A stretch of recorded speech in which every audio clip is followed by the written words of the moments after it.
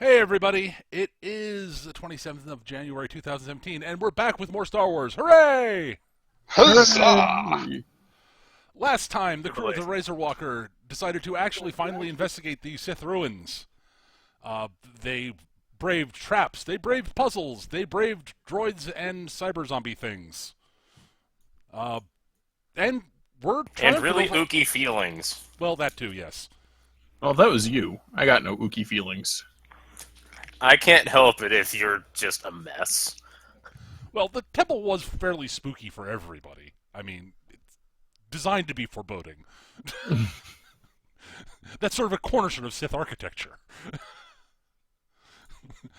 Does this building make everybody around it feel bad? Yes? Good. No? What are you doing wrong? Add more gargoyles. Come on. The lighting is too good in here. Please. If you're building this building and you're not thinking, oh my god, what am I doing? You're doing it wrong. Damn it, that gargoyle is voiced by Keith David. That's the opposite effect. Yeah, that makes people think, hey, he's awesome. What are you doing here? Oh, Goliath. Gargoyles was a good show. But at any rate. Yes. Yeah, so you successfully defeated all of the Sith war droids and the zombie things, and yeah, and you are standing. I guess you actually are now in that final room. I'll bring them. I should probably switch the scene in OBS over to the actual. There we go. I've already impersonated my token in there. Woo. Yes, over to the Sith Ruins map, just so that we can sort of see the layout of the room. It's not that important, but there we go. And we'll just no, not you. There we go. Woo! You're all in the right room now. Hooray! Alright, what room are we supposed to be in? The far Sith north room. ruins. The Sith Ruins map, yeah. Yeah. Oh, and I guess I'll defogify the last bit of hallway because it just doesn't matter. Bang. There we The are. lack of surprise hallway. Holy shit. Oh my god, it's empty. Uh-huh. It's almost like It's a some of those- circuit! Yeah, Oh no, it's empty like my hopes and dreams. It was a perfect loop. I guess technically yes. Hmm. At any rate, there is what is in the room. Again, as there have been throughout, the entire place. There are sort of, there are mosaic murals on the walls because, of course, there are. And in the middle of the room is a large altar-like slab of black stone, which had four glowing red orbs, one at each corner. There are now 3. Yes. Something happened to one of them. Gee, I wonder what.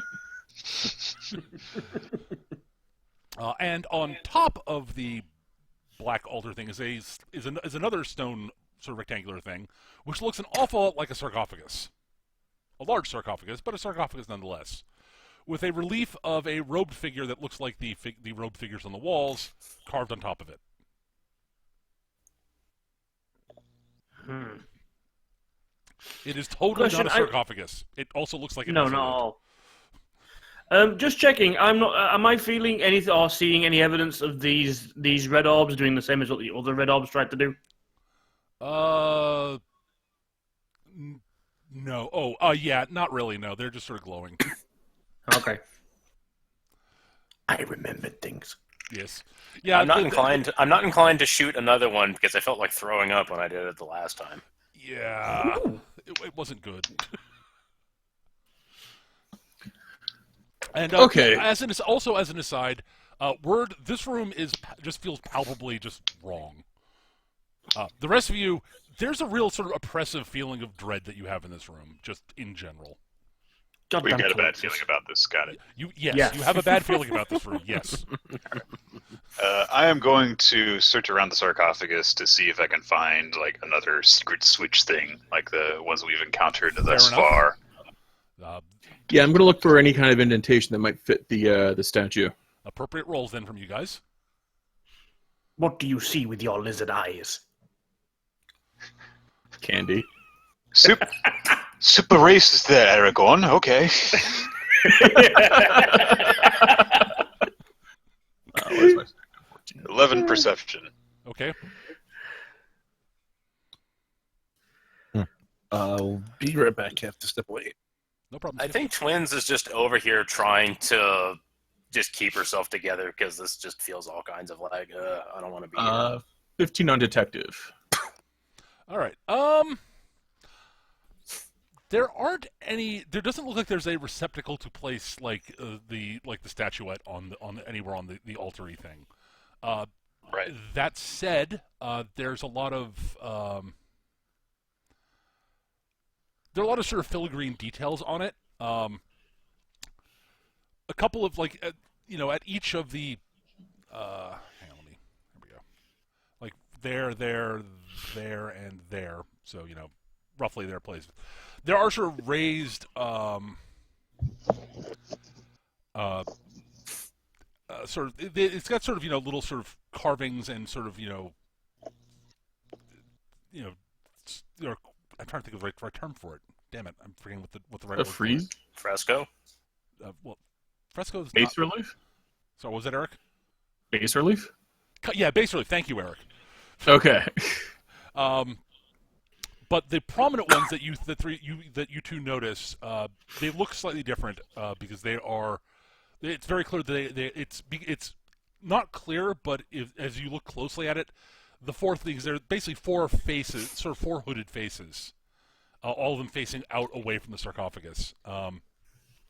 They look like they at first glance look like they're the same sort of stone, and they're carved out of the stone that the altar is. But those four are very slightly different.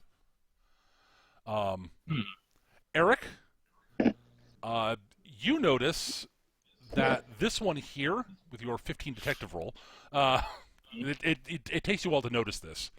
That it looks like this one might be looks like there's a very, very faint sort of outline in the stone around it, almost as if it could possibly be pressed like a button or something. I push the button. Okay. The head does go down like a button. It makes sort of a slight grinding noise, sort of like stone grinding against stone. But then you hear an audible click, and that's all that happens. But you do hear an audible click when the head is pushed all the way down. Try the other heads.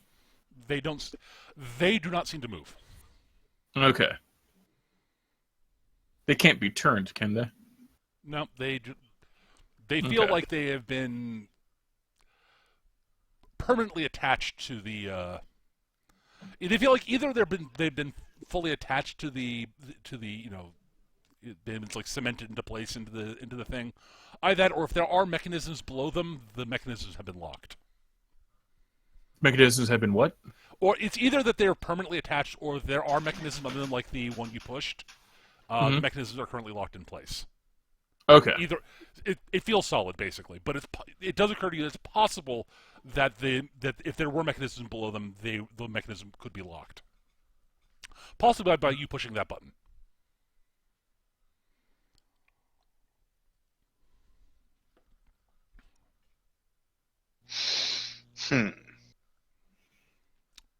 But yes, you all hear the audible click of the button when the face is pushed all the way down, and also the face stays sort of pressed down into the thing. It's now basically the level of the it's now below the level of the altar.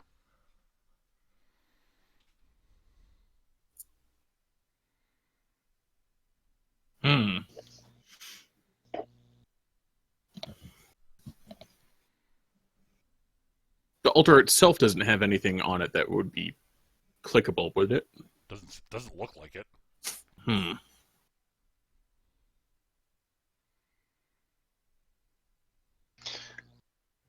Well, what if we try opening it?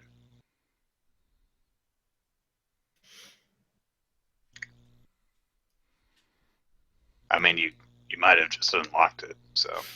Yeah, that's true. There is that option, yeah.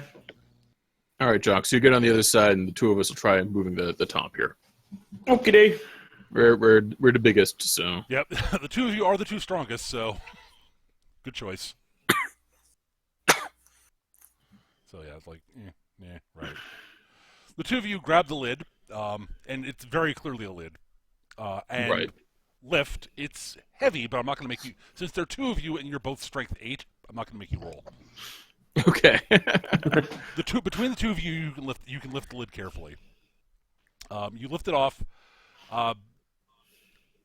It's a little hard to get it up off first, because once you get it off a certain point, you do hear that sort of the sort of a quick sort of inrush of air as it's been sealed for a while. And you sort of see a little bit of dust sort of come out of it after you get lift it fully off. Hermetically sealed for freshness. Possibly. The guy yawns and stretches as he gets out. Hey guys, what's for dinner? There is a robed form inside the sarcophagus. It doesn't seem to be moving. So Well, if I've slept too long, I'm usually pretty stiff after that. So there is that, yes. But it's you see there's it's wearing sort of similar robes to what you see in the frescoes and on a bunch of the statues. They're black, unshockingly. I am shocked. But unlike the frescoes, it's not wearing sort of it's got sort of a hooded cloak over, but it honestly what you see underneath is it's a very gaunt figure. Looks sort of a lot like the hooded figures you've seen, but it's extra gaunt, and it's it's wrapped in sort of very old looking bandages. It's a mummy. We have a Sith mummy, is what you're saying. You have a Sith mummy, yes. yes. Its arms are crossed over his chest on top of, and holding in each of its hands, in its two hands, is a statue. So its hands are placed over the statue, I should say, which stylistically and size-wise is remarkably similar to the one you have. The difference being that the figure in question, what this is a statue of, is it looks a lot like the figure on the fresco on the wall behind Jocks. Right. So basically, we've got a guy that not only decorates his bedroom with pictures of himself, but has a teddy bear of himself too. Sure, if you want to call a large metal statue on a metal base a teddy bear, sure. I can think of nothing better to help me sleep at night.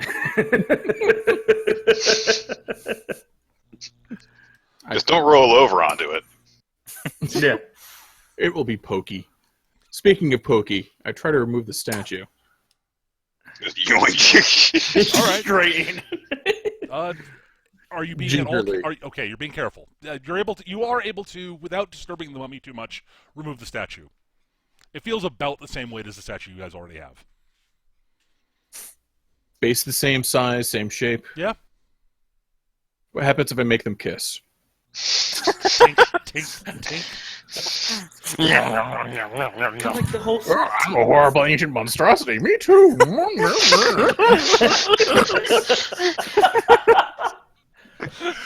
Oh. No, sir, I didn't see you playing with your dolls again.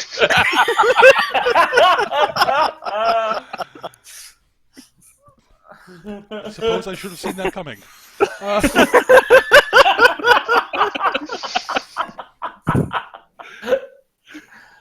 Oh.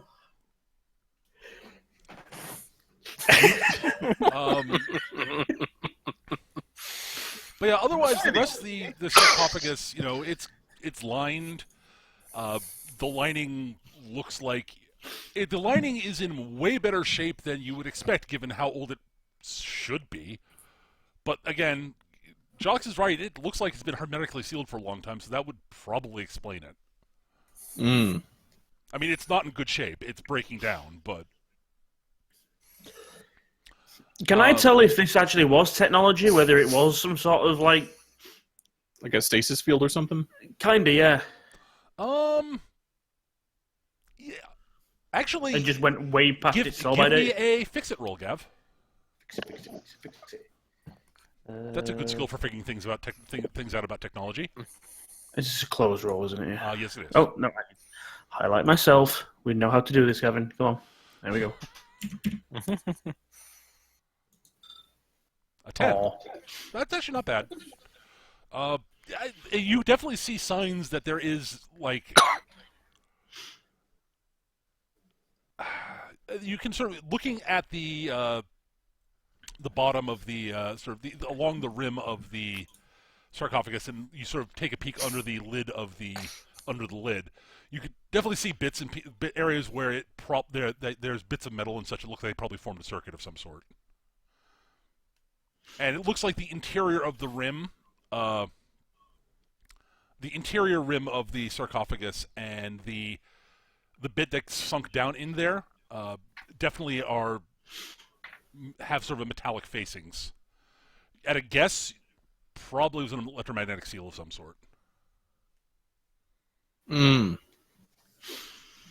Okay, so from that, would I know? I mean, obviously, from what I mentioned, was that more of just a case of like locking it, and so people couldn't open it from the outside without knowing the switch, or was it to keep something in, or was it actually was it some sort of like stasis device that just failed? Hard to. The stasis part of it, you'd have to basically disassemble the whole thing to figure it out. Right. But you're fairly certain it's definitely a locking mechanism. Whether to keep people outside getting what's inside, or to keep whatever's inside in. Right. Are there any obvious damage marks inside the? No. No. Okay. All right. While Vorkos is playing with his dolls, and I'm not done yet. I know. And while Jox is checking out the sarcophagus, I am going to use one of these scanners to determine if there is something underneath us, like another passageway that we should. Sure, that's good. Perception, or if you've got a skill that you think would better apply, use that. I think it's just going to end up being perception. All right, then. Unless, I don't think that intrusion would apply here, so probably not. So we're just going to do that. Jiff, drive us to beneath the temple from this point. How the fuck do you work this thing? Hold on. I got to do one thing, then I'll figure it out. Then I'll check for you. Yes. Okay, now I'm done. All right. I will say, what I'm going to do is I'm going to take a selfie of me, the mummified Sith, with both statues. All right, but Jiff, and then I'll upload it to the Twins dead will. I knew you were bunny ears on Vorkos. Twins will put bunny ears on Vorkos in the selfie. So you're uploading it to the dead drop site. Okay. Yes. Yeah, because Vorkos knows that the Inquisitor dude is after these, and then it's like, got two. All right, but before I go any further, you do get something off of your little scan there, Jiff. Okay. You are getting that there is very definitively a power, like you're getting a power source from somewhere underneath the sarcophagus, which isn't a surprise, really. But you're not like reading secret passage. Like as far as you can tell, there are no secret passages beneath the thing or anything like that. Right. So it just seems like it's the battery that was working the mechanisms, or a generator or something. Right. Okay. Yeah, there is one thing about electromagnets, so they kind of need the electro part. Right. Just a little. So now that we've got the two statues here, while Vorkos was going to do another scan after he finished doing his selfie business, right? Okay. Yes. Yeah, okay. You Eric. Twins will hold the statues for him while he does that. Sure. Do either of them resonate in a different way, or do they resonate in the same way? Honestly, you're not getting much of anything. You're getting a sort of a sense of something off of the one you just found, but it is not sort of the same level of horrible awfulness that the one you have the one you guys had before is. It's different, but you're not sure in what way. Okay. But it is less this is fucking wrong and more the hell? Right. It's confusing. All right, I'm going to use the scanner to detect if there's anything beneath us and see if they can't find the power source. Sure, fine. Whoop, All right. whoop, whoop, whoop, whoop. Yeah, there's. Well, I mean, from what you're scanning, it seems like there is definitely another room under here, but it's literally just the one room, and from what the scans are sort of seem to indicate, like from scanning it, it seems like and there's the power source is down below. Okay, so it's probably the generator room then. That would be a good guess.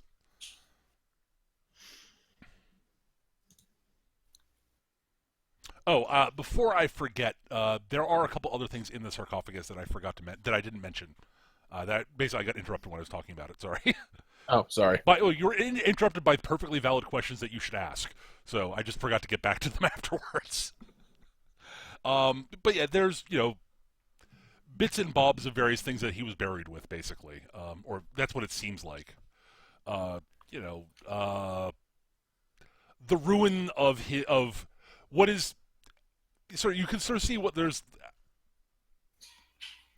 basically by his right side, yeah, lying along, roughly at hip level or so. You can sort of see what is pretty clearly what was at one point probably a lightsaber. It's not anymore. Well, it's old and somewhat rust. It's bits of it have oxidized, and it's falling apart. Gotcha.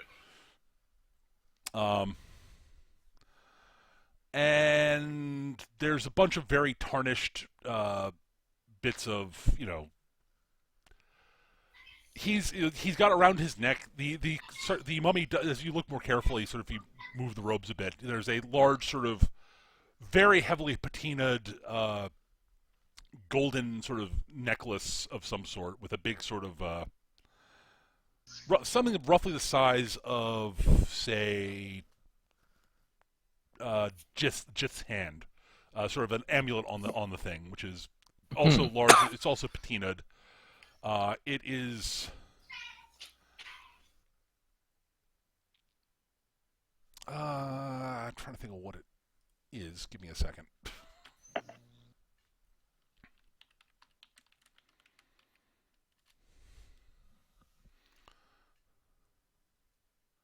It's roughly the size of a. It's roughly the size of Jith's hand, as I said, and it's sort of it's some symbol that none of you recognize. It's roughly circular. It's got there's sort of a gemstone in the there's a stone of some sort in the middle. I'm not sure I shouldn't say gemstone. With some sort of lines on the outside of the stone, sort of vertical, vaguely curved lines outside of it, and then a sort of circle around them.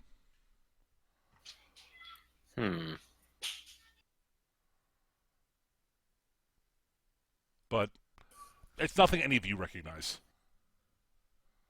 Got it. But yeah, it's a large circular medallion with some sort of vaguely reddish stones sort of set in the middle. And yeah,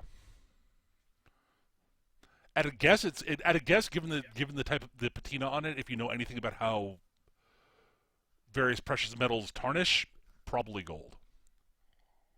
Well, it's worth something.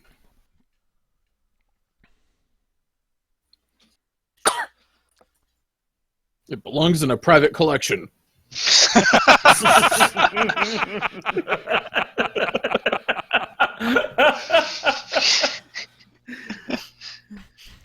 All right, Indiana Vorkos. Oh dear. Much different. It's just the Indiana Jones theme on bagpipes.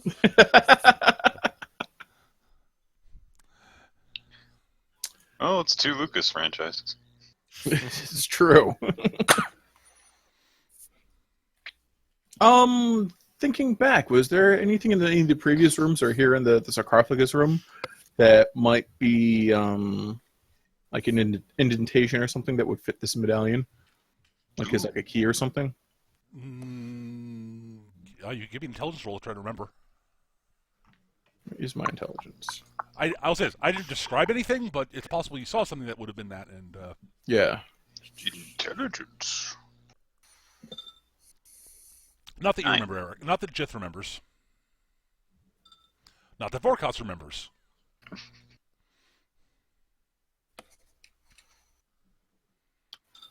Not that Twins remembers. Oh, we all doing one? Okay. If you want hang on a to. sec. Might as well, yeah. No, jeez. Like, you're going to love this. What's the memory go off of? Just say intelligence. Intellect. A mind roll, basically. Mind roll, yeah. Yeah. Mind, yeah. Oh, okay. I'm decidedly clever. 9. Well, we all rolled average or slightly above average. And Mhm. Forecast actually rolled pretty well. So Yeah. But not that any of you remember, no. Cool. Now that we have completely desecrated this tomb and removed any archaeological significance from it, we were good Samaritans today. We They asked basically us not to smash anything, not to loot Listen. anything. listen. All we've done is we've made sure that nobody will want to loot this place in the future. We're preserving it by making it's like making a car look worse intentionally so no one will steal it, right? Yeah, exactly. Make a car less valuable by stealing stuff from it ahead of time. Yeah, I mean, no. The only thing that's stopping us from being Tomb Raiders is wearing short shorts and a ridiculous top. So And I don't see a single fedora amongst any of you. Well, to be fair, Vorkos can't even have a neck beard. No, I think he's referring to Indiana Jones, not that fedora. No, I was referring to an actual fedora, Eric, not a trilby. Oh, Yeah. fair enough. Yes. Yes. Geez, okay, let's see here. the reference game is weak, man. Well, I think that we have searched this place pretty damn thoroughly at this Yeah. point. I'm not saying we can think of anything else we could do. Sorry, I was just checking something when we were going through that. So the when you were going through the list of things that this mummy has on him, you mentioned potential old ancient lightsaber. Is that still in there? Oh, it's in the unless someone took the bits of it out. Yes, it's still in there. If you want to take the bits of it out, you're more than welcome to. I'm weighing up the options of disturbing the mummy, in case it's actually not, dead. Oh, I've already disturbed the Versus- fuck out of the mummy. Are you kidding? Well, yeah. Versus, just leaving and having a dead mummy Sith with his lightsaber. Oh, here I was under the impression that we had actually taken all the artifacts we had found. Oh, okay. If we've taken everything, then yeah, fine. All right, you take the bits of you take the broken lightsaber bits. Okay. For a beam projector, yeah. Yeah, So you have a very old, very non-functional lightsaber, Gav. That's fine. It also means I've got a kyber crystal. Okay. Twins is going to look at the little orb thing over here on the corner, and despite the fact that it makes her queasy, she's going to focus on it and see if she can figure out just what the hell. Okay. Do you want my 13? Yeah. If you're using if you're using the Force, I mean, you're not sort of That mysterious feeling that you can do. yes. I mean, you're not like you don't know what you're actually doing, but Yeah, just looking at it and just feeling how I feel about it. Again, it makes you feel sort of it's got that sort of feeling of there's something bad and not right about it, but there's also something strangely seductively powerful about it. You should lick it. Yeah. You first. You've got the longer tongue. I lick it. This is now Vorkos's. It belongs to him. You lick it, Eric. I'm not actually licking it now. Okay. I wouldn't put it past you. Yeah, I thought you were serious for a moment there. I'm Like actually my eyes disappointed. actually widened. I was like, "What?" I guess Vorkos is a coward because he won't lick something. I would never would have known that. I've got the 2 statues and a medallion. My claws are full. Your tongue isn't though. That's the point. Yeah, you can just juggle this with your teeth. All right, I think we've got everything of significance here. Because we just stuff everything into a backpack. Yeah. You do have some things to put things in. You did bring them, so Yeah. Yes.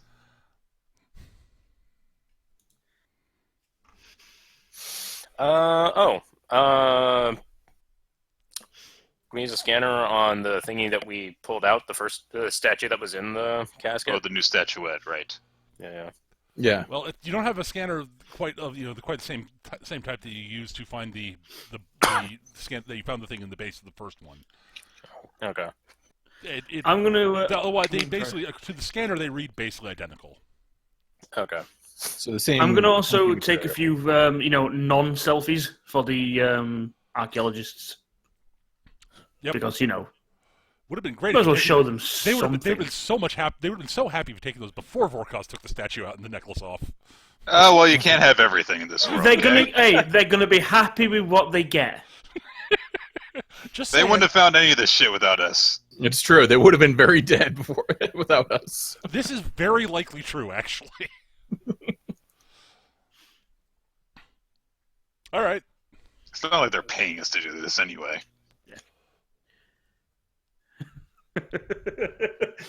I'll take a few pictures of the droids as well, so they know what was down here. Just label them as found somewhere in tear.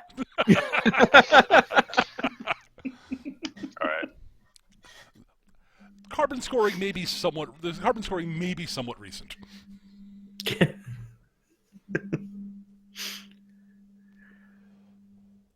Well, if you guys are satisfied with this, then I am, so. Yeah. Yeah.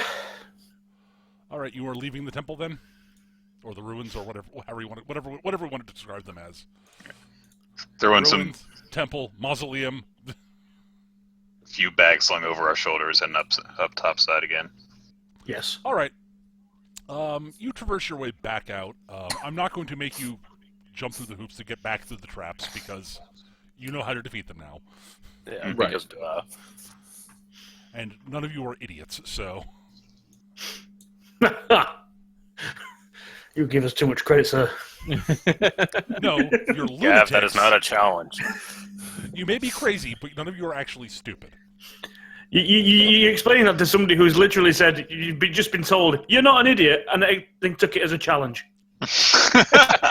Again, crazy. At any rate, it takes you a while to get back out because it's this has all been fairly time consuming. Right. I mean, it probably took us a couple of hours to get Oh down yeah, here. So. easily. Yeah. So it's probably been about like 6 hours since you left, possibly longer. And night. The sun has set. It's dark out. And as you emerge from the ruins, you can sort of see up ahead of you signs of a lot of activity at the camp. Who the hell didn't see this coming? Raise your hand. I mean, I saw this come before we even went down into the temple, so... I was actively trying to set up something to prevent this, and we couldn't. All right. So, well, I've got the micro binoculars. What's going on at the camp? All right. Well, if you look at the macro binoculars, you can see that the camp is the mercenaries that they hired, who are sort of acting as guards, are in more alert guard positions than they were before, and everybody else is currently packing everything up. See, if they That's right. started that when we went down, they should have been a much more advanced phase than what they are right now. Let's try hailing them on the communicator. Hello? Oh, you're back. You're out. We couldn't get a hold of you to warn you. We've gotten signals from apparently a bunch of bounty hunters have just jumped into the system and are headed our way. So, yeah, we knew that we started getting things ready just in case a bit, but this happened a lot sooner than we were expecting. So, yeah, we're kind of in a rush. All right. Right. Listen, we found some things that we might use a bit of your insight on, but clearly we don't have time to talk about them right now. Right. I think that we should set up a meeting later on. Quite possibly. Yeah. Yeah. Just come get over here to the camp at least. That way we can. The vehicle you came in is here, so you know. Probably shouldn't Right. say anyways. I'll talk to you when you get here. All right, we jog to the camp. Yeah, it's not very far, so I mean, it's very clear they're in the process of packing up. They've actually made a surprising amount of progress, actually. Is that deep scanner thingy still out? Or That has seems to be in a been box. packed? Yeah, I figured it would be. Didn't hurt to ask. Professor Cygnus comes up to you guys and says, "I'm glad you guys made it out of the temple in one piece, because we were kind of worried when we lost, we're completely unable to calm you. That was a little worrisome. But, yeah, so, bad news, yeah, they're bounty hunters here. Good news, there are a bunch of bounty hunters here, and they're currently apparently sort of arguing somewhat about who's gonna, get the bounty. So That's stupid. They should all just be going for you right now, trying to beat the others. well, they seem to have In arrived. fact, if I were one, not saying that I am, that's exactly what I would have done. It is exactly what he would do. And We've gotten shot at a few times because of that. great. Well, I wouldn't be. I'm guessing at least. I wouldn't be surprised if some of them are doing exactly that at the moment. But some of them are also, well, from what Playing as a diplomacy. Yeah. Heated arguments, shall we say, from what we can tell, that involve blaster fire. Oh, the best kind of argument.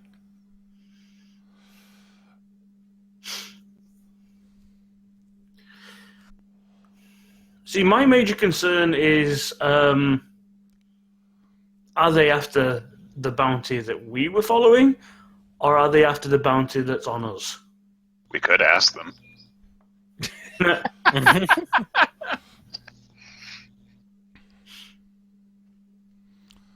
it's up to you guys. Actually, I checked I checked my little wrist comm thing. Okay. What is our current bounty?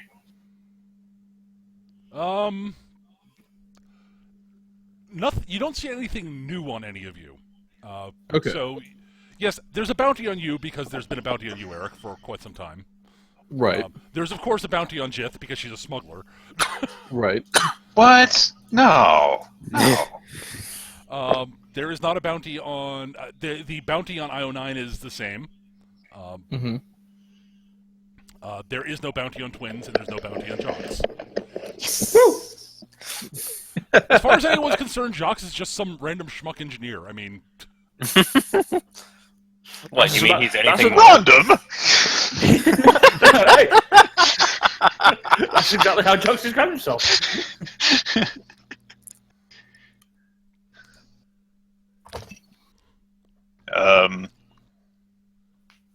Well, let's see here. Okay.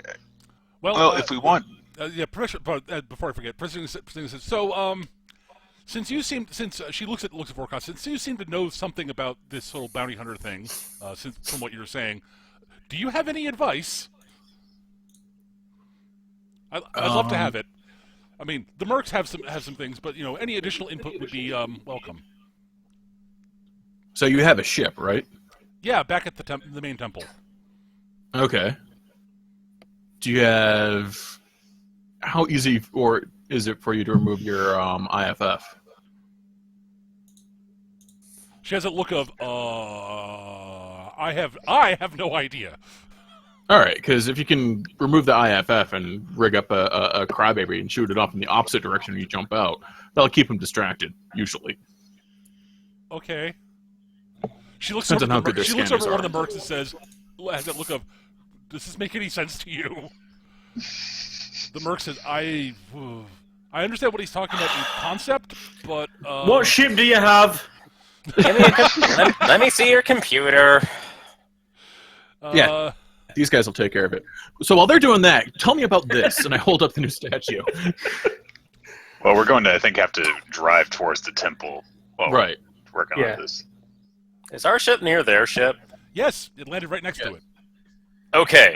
I have no problems with we- this arrangement so far. We went to the clearing. We went to the cleared field with all the landing pads next to the Jedi Temple. So there you go. All right, yeah, I don't have a problem rigging up their ship then, because it means we can get to our ship quickly if need be. As to what their ship is, I honestly don't know, Gav. I know, yeah. It's like, give me 5 minutes if I'm being lazy. And I am.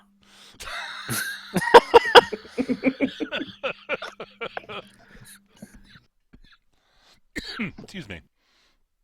All right.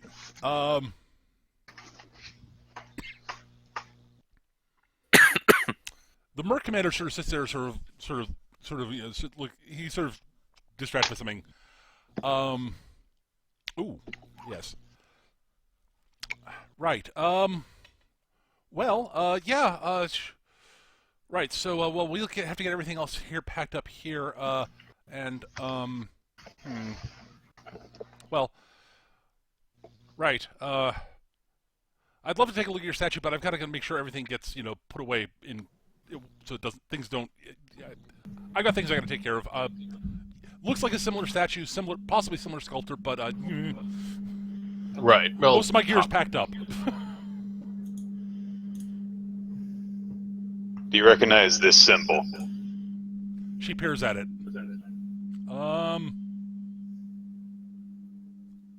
Not off the top of my head.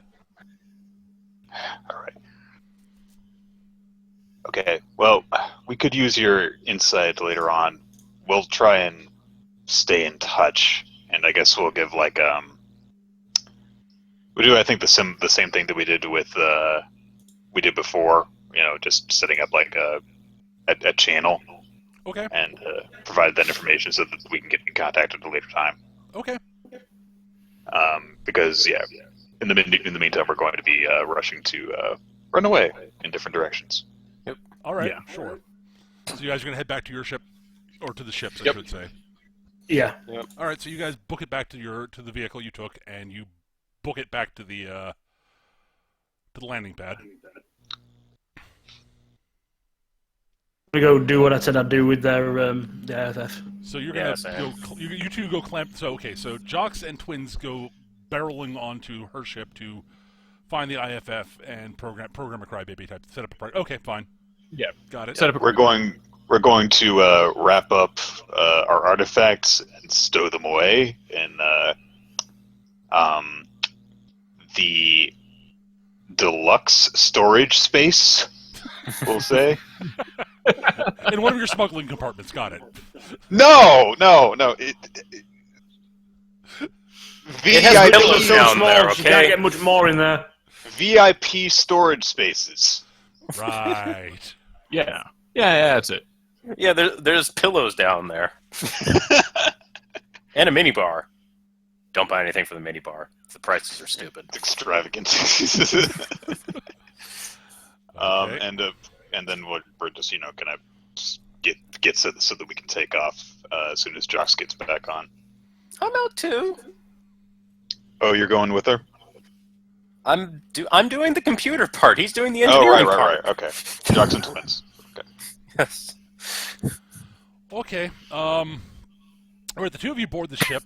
You are met by a very confused-looking captain who's basically, "What the hell are you two doing on my ship?" Making Believe sure the that you can technical get out of term is- this system. Yes. Okay. How?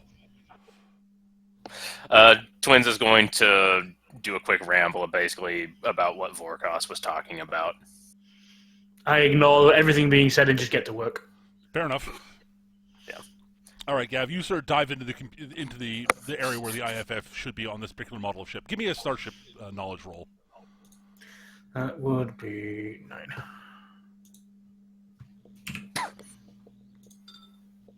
Yeah, it's a common enough ship that you know where the IFF system is, so... Yep. Then you should give me a fix-it roll. Fix it. Oh, yeah. You're able to get it out and set up. Twins, you should give me a computer's roll. Alright. The captain is confused, but understands. It takes a little while, but he eventually figures out what the hell you're talking about. Okay, so when you make your jump out, you're going to want to have it be on this setting right here, and once you're done, you're going to want to do this, this, this, and this in order to undo it so you have your regular flags, but if you ever want to turn it back on again, then you just do that, that, that, and that, and that. Okay. Do you need me to write this down? No, I should be able to handle that. Just going to put a TXT in there just in case. Okay. I was like, who the hell Yes. does your file structure? Ugh. So you have rigged up a sort of a droney a droney type thing to broadcast the IFF when they decide to. Yeah.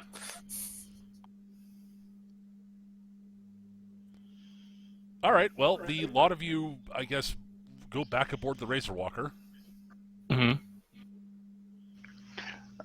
I've got an idea. Okay. I'm going to make sure that we are closely observing the professor's ship as it gets ready set to take off, and when they launch that crybaby, I am going to start hailing the bounty hunter ships. Okay. So you're waiting to take off until they're about to take off, then? Yes. Okay. That is fine. In that case,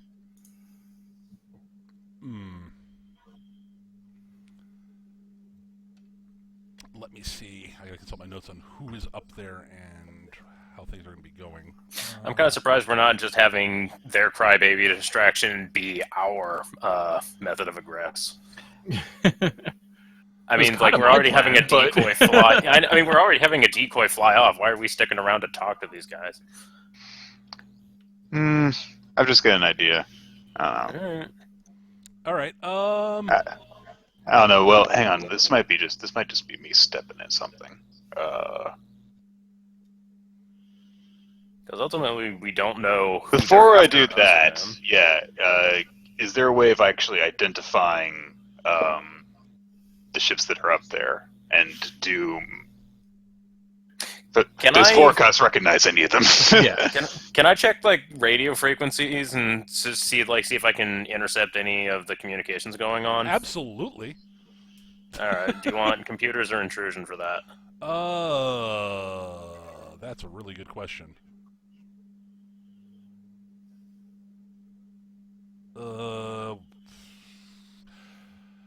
Give me an intrusion roll, since that's actually more of an active skill than the computers is, since that's technically an info skill. Okay. Open or close? It's closed. We're not in combat, so 13. 13. All right. You are able to, after a little while, it takes you a little bit of time, but you're able to effectively hack your way into, basically hack your way into a comm satellite or something like that. Right. Into a system that can actually, you're able to hack your way in so you can actually hear various transmissions. Also, you guys are able to, someone fires up your sensors so that you can actually sort of scan what's going on up there. I guess I'll make detective rolls. Sure, why not? That sounds good. Boxcars. Largely irrelevant, so since it's a closed roll. But yeah, all right, 14. Right. So between the two of you, you're able to isolate that there are at least that you are able to pick up on comms and such. There are at least 3 distinct bounty hunters out there, or crews or what have you. Jerks. Yeah. Well. the three that you're picking up are all, from what you're reading, they're all running sort of modified. They're all in modified freighters and such, because that's fairly common. Right.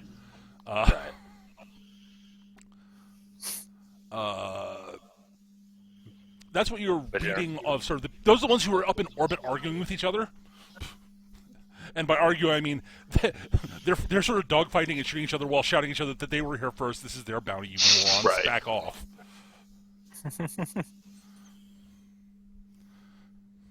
But yeah, it's very clear from the arguments that they're all sort of talking about like that they're here for the professor, etc. You know, the professors are bounty. Back off, you lughead. Eric, you don't actually recognize any of them. None of them are particularly noteworthy bounty hunters that you recognize. I was actually going to ask if Vorkos did recognize any of them. No. There are a fair number of bounty hunters out there. You can't know all of them. Yeah. And, you know, if these guys aren't particularly noteworthy, the odds of you know... Yeah, like, they're neither... they're not, like, you know, noteworthy for being great or noteworthy for being, like, complete moron losers.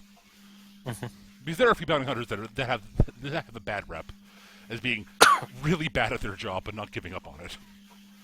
like that Greedo guy. I heard he got killed. Someone actually got around to killing Greedo? Everyone just sort of ignores him and walks away. Yeah. Like, he never bothers to charge his blaster. Apparently he just got iced in the middle of the cantina. What do you do? Walk up and have a conversation with the bounty? Yeah. Who does that? Something about, like, you know, he just bothered to mock the guy before he was supposed to capture him, I think. That's not smart. Well, if he had his, I mean, he might have been assuming that since he had his gun drawn on him, that what could possibly go wrong? Everything. All right. I mean, all he had to do was probably shoot first, and he would have been able to get the kill, right? I mean, unless the guy could magically teleport out of the way of the shot or something. Or if Greedo was the worst shot in the history of history. Yeah, shit. But at any rate, I'm going to hold on to my idea, I think. I don't think it's worth using yet. I'll hold on to it as a backup. okay. So you guys are just going to take off then? I think that we are going to wait until the Cryberry program actually goes off and use that as our cover, too. Okay, that makes a lot of sense. Yeah, if they have 3 things to chase down as opposed to 2 or 1, that improves the odds for everyone. All right, that makes sense. And I'm actually going to delay our takeoff to be slightly after the professors. Fair enough. All right, so as you guys are sitting there waiting, someone who's working the sensors, the scanners. Probably me, seeing as I was trying to ID some of these schmucks. Okay, give me another roll for using the scanners. Detective is perfectly reasonable for this. 13. 13, excellent.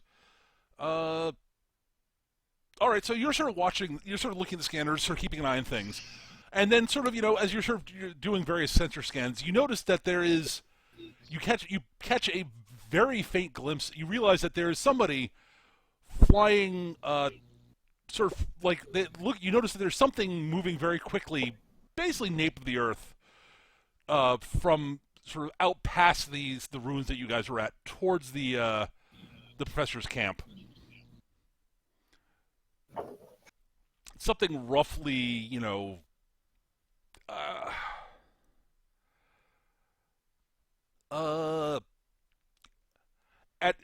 honestly, Eric, sort of glancing at its specs, you don't get a good read on it, but it honestly sort of the first thing that pops your mind seeing what you're getting off of it is a skip ray. Oh, fuck. Okay. Yep, someone's doing exactly what I would do. And they're in a decent gunship. I'd guess a skip ray blast boat if I could get a decent scanner on this thing. Bash, bash, bash. Well, the problem is that you guys are on the ground and they're flying nape of the earth. So the fact that you're getting anything is actually a minor miracle. Right. I.e., they screwed up and went a bit too high. But they are closing fairly rapidly with the professor's camp. They either need to take off now or they're not going to. All right. I Well, will say that. Yep. Yeah. You guys have a gunship coming in low. Get out of there now, or they're going to have a firing solution on you in rough ETA. Around about 3 minutes or so. The professor says, we're actually in the trucks right now and are leaving as we speak, so good timing. I give them telemetry on where it's coming from, so they know so they can avoid it if they've got a half decent pilot. All right. I will also communicate this telemetry to Jith, seeing as she is our half decent pilot. I'm a 200% decent pilot. I'll have you know. I'm 150%. Yeah, I'm a twice decent pilot. Would be the way to respond there. All right. We're gonna fire this thing up and we're gonna take off.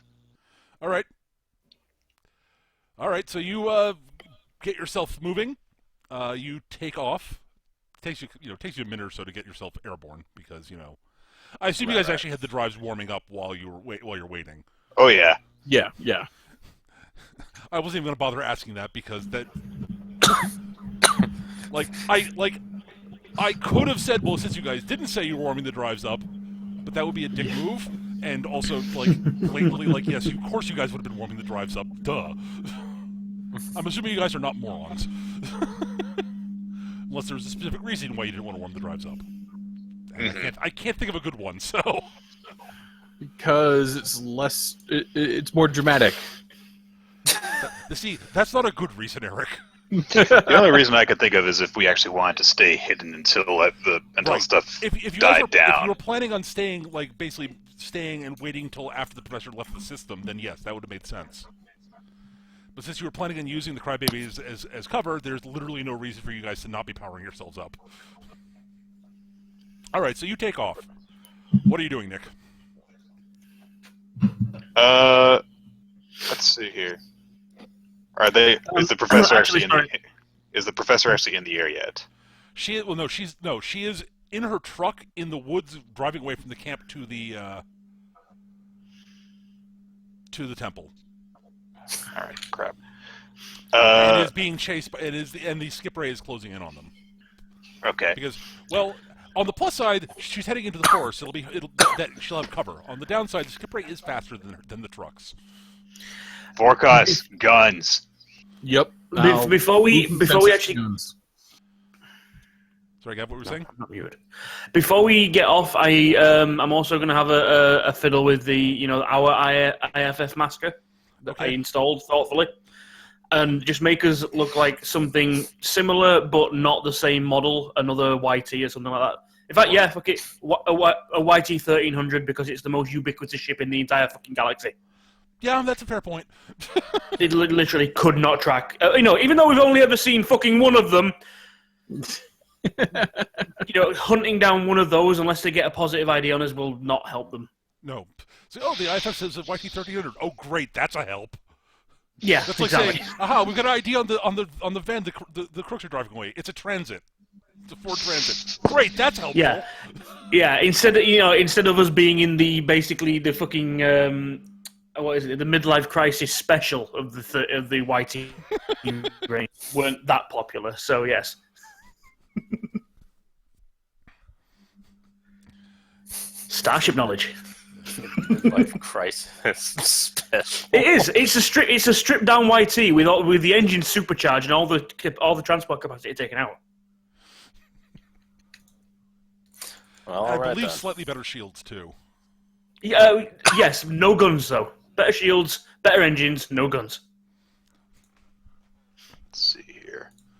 All right. So yeah. All right. So I take it you're heading towards the skip ray then.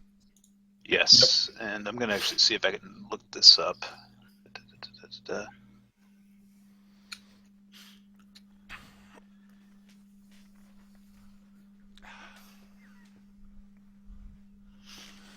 Duani, that's all included. Duani in the chat. Telling me to alter my shield harmonics like I don't know that shit.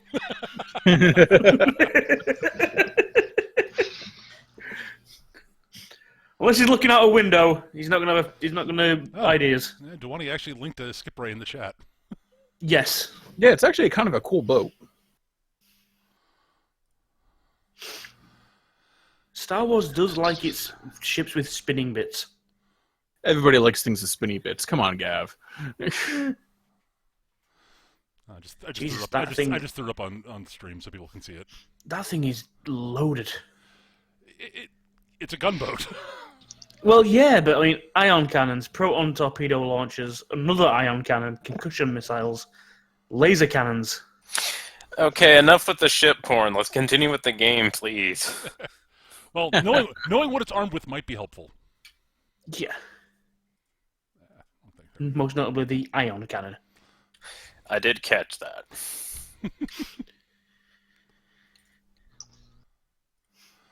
Well, let's try and get the drop on these guys then. All right, so you go flying towards them, and I take it. Yep. All right. I need to look something up here. Hang on a second.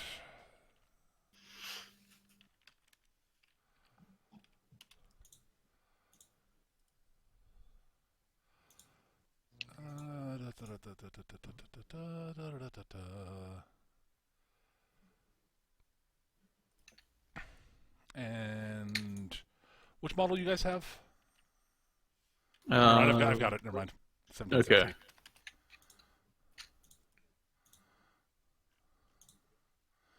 Yours has been, modified, so. Yeah.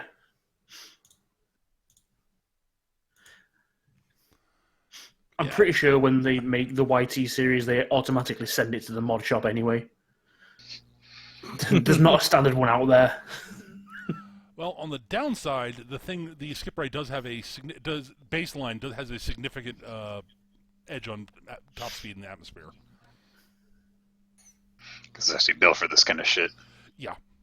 Well, yeah, it's a combat ship, yeah. But your ship has been modded to be faster than normal. So, all right. So you go roaring off towards it. Are you trying to be at all sneaky, Nick? Yes. All right. Because we're trying to get the drop on them. So. Okay. So the question is, how do you want to approach it? Do you want to try to be sneaky? Do you want to? I mean, there are a couple of different ways you could theoretically approach this to be sneaky. I mean, let's see here.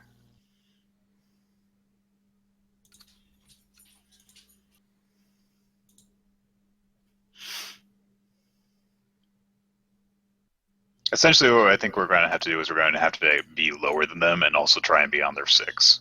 So. All right, so you're going to basically try to get behind them flying nape of the earth. Got it. Yep. All right, in that case, you go zooming off, sort of not directly at them, but sort of tangentially, so you can loop around behind them. I will need a driving roll from you because this is a bit of tricky flying. Right, gotcha. Open roll? Yeah, actually, in this case, yes, open roll. This is, yeah. There you go. 15. All right, I'm going to give an opposed driving roll.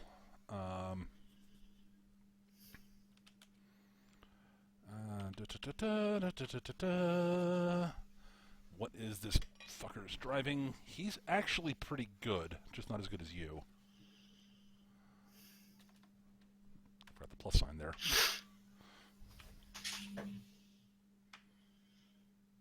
Wow. All right. All right. As you're sort of flying around, around the edge, and you're doing a really good job flying nape of the earth, you notice that he drops a bit lower, and you lose tracking on him. Shit. He's gone down actually lower than you are at the moment. He rolled really well on his driving roll. Well, I actually did. I rolled that to. I did a roll to the GM on that one. They beat your roll. That's all. Yeah. I'm surprised. Oh, it was open. Well, it was open. Yeah. Okay.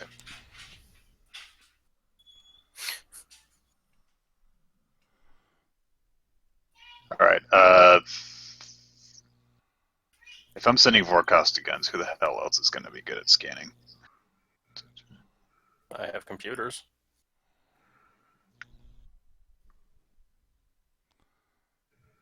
Good enough. All right.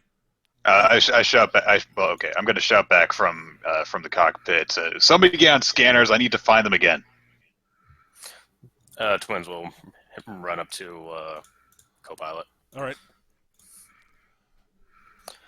All right. I will actually cook a fortune die for this. Makes sense. Ah. Good thing I did. 12. Jeez. All right. All right, Nick. I'll give you another driving roll to see if you can put yourself in better position to see if there are only so many places they could have gone. So Right. Holy shit! Oh dear. well, Did you just crash us? You just no. crashed us. no, that was No, not that's No, the- not that's a 0, not a negative. All right. So what happens? This is not a way awful, but so you're sort of zigging and zagging. You're driving between. You're flying right at tree level, and you have to basically do an emergency maneuver to fly around a rock outcropping that you really weren't expecting to be there. So you basically have to bring the ship up into a vertical climb to get to and to not basically crash the ship. Okay.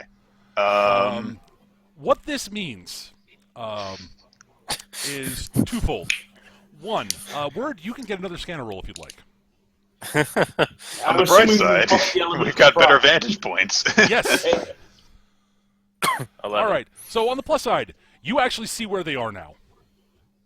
All On the right. downside, They're over there. they know where you are. Yeah. And basically, okay, where are they? I see them, and they're banking around towards us. Okay. Oh, that's good. Battle stations. DACA? All right. Well, I might as well do this now. Click. Start calming them. Oh, you're calming them. Okay. Might as well. All right. So you Yeah, nail them. At this point. I mean, we might buy a little more time for the professor than actually just fighting them would. That's a valid point, actually. All right.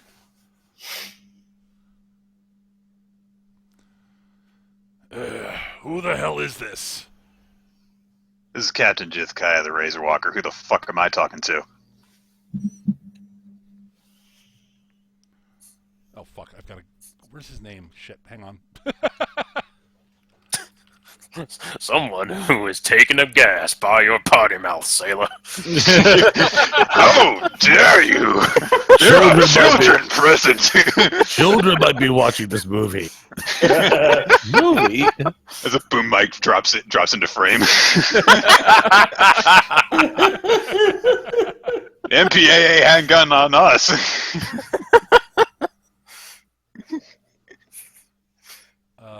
Where is this guy? Oh, there he is. Okay. Let me make sure I add this. I went to the space map because I figured we'd be here, but I guess we're not going to be doing that. Nope. Nope. No worries. I guess I'll just hang around at the title screen. All right. I'll have you know that before your clumsy ass managed to come into view, that we are going to catch the professor completely off guard. Now they're heading towards their ship and are going to get away because you can't manage to actually properly navigate just above the tree line.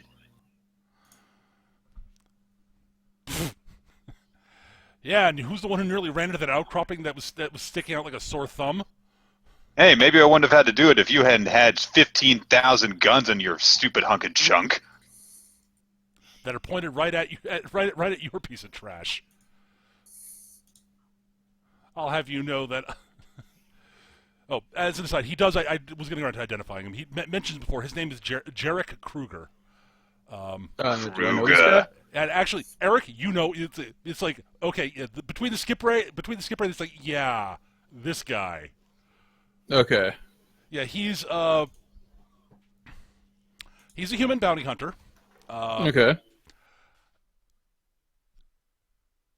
He's one of the sorts that he likes to present himself as a Mandalorian. No, Mandalorian, true and those true. guys. Yeah, he's a total poser, but he's actually good at his job.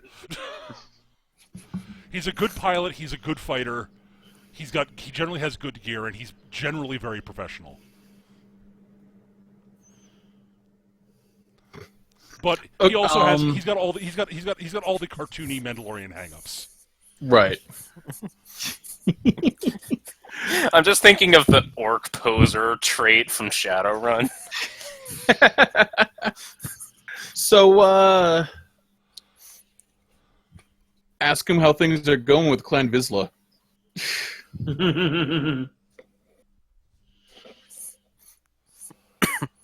Assuming he fucked up with Clan Vizsla, because that would be funny. I don't even know what that means. Me neither. It's one of the famous Mandalorian clans. Okay. That only giant nerds know.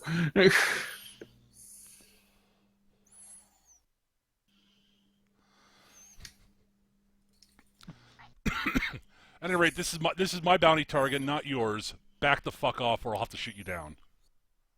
Oh, I'm sorry. Is your name on this bounty? Like the name that you wrote in the boot of that party bot suit of armor you've got? You know, I was just going to let you walk. But you don't But now you're going to project your overcompensation at us? Big surprise. Jets just kind of like looks sidelong at twins.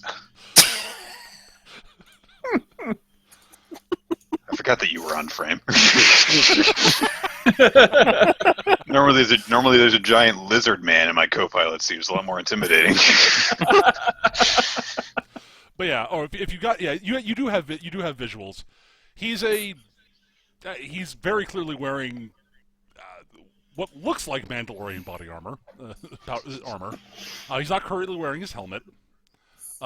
He's sort of got a sort of rough, grizzled face, scar over one eye. Of course, he's got very short hair because short, Right. sort of close crop military style haircut because of course he does. Surprise, surprise. Tell me, are those... Go ahead. It looks like he hasn't shaved in, say, a day or so. Actually, more accurately, it looks like he's trying to make it look like he hasn't shaved in a day or so. Right, exactly. Right. He's got that carefully cultivated stubble that looks like he doesn't care. Right. That only occurs when you care a lot. Yes. Yeah. Tell me, how many times have you photocopied those tally marks that you've got on your shoulder? I'm going to enjoy shooting you down. He cuts the communication. Well, he's focused on us now. Yeah, you've We taunted getting him quite nicely. paid? Are we getting paid for protecting the professor? Or No, are we but just but doing if the this? If the professor gets wrecked, then we don't know jack shit. She's our best lead to figure this crap out. I've got a lot of old shit in my storage tanks that's going to be completely worthless without her. If we die here, I'm haunting all of you. In essence, part of your financial future is in the professor's hand. All right, he comes flying in. He's going to get the first shot because of the piloting snafu. Gotcha. So, all right. Hang on. So, I don't have tokens set up for this, obviously. So, we're not gonna do any sort of. I'll just move back to the title screen. Right. Matter. All right. So yeah, open roll. He is guns 13. Again, he's good at his job.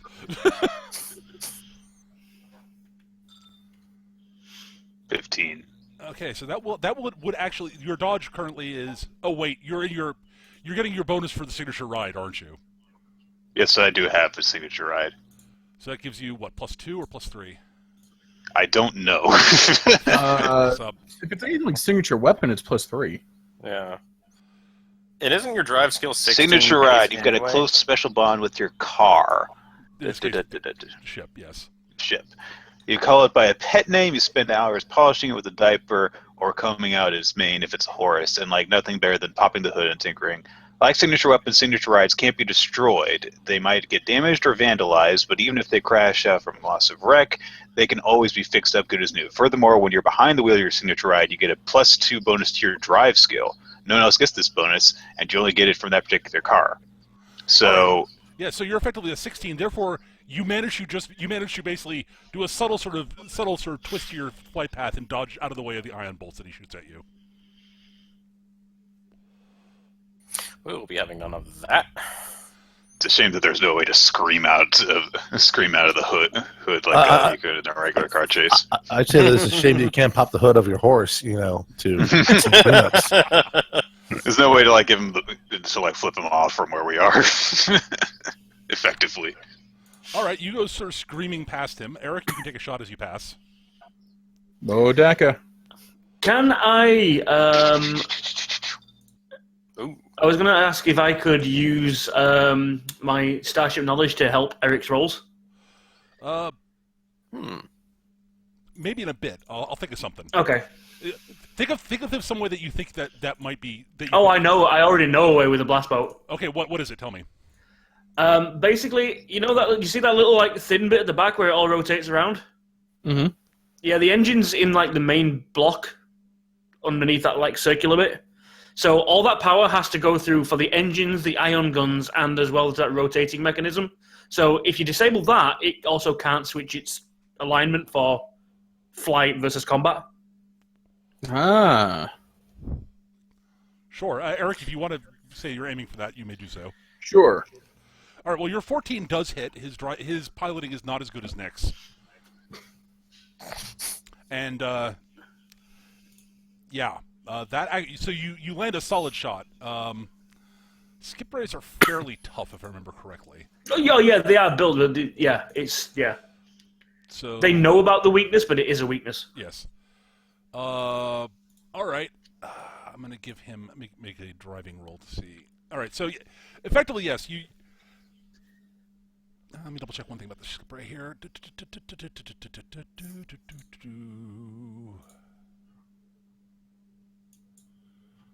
All right, yeah, it does have. They are shielded good, because yeah. All right, so you actually basically batter down his shields in the first salvo. Haha. Since they're behind us, I think that means they're within the firing arc of the anti-personnel gun, and I can do my distraction shots business again. Sure, why not? Go for it. And his shields are down, so. Yeah, exactly. All right, I'm gonna fortune die this. Okay. Barf. Hey, that one's That's a good. good roll, though. Yep. 15. All right, he is. That beats his driving by 3. So for the next 3 shots. Oh, that's bad timing for him. Hell yeah.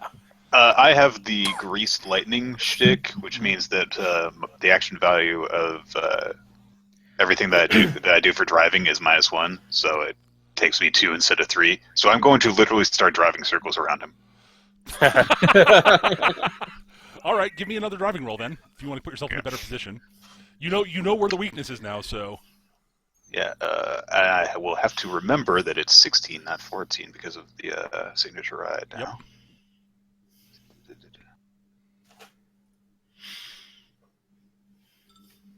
Oh!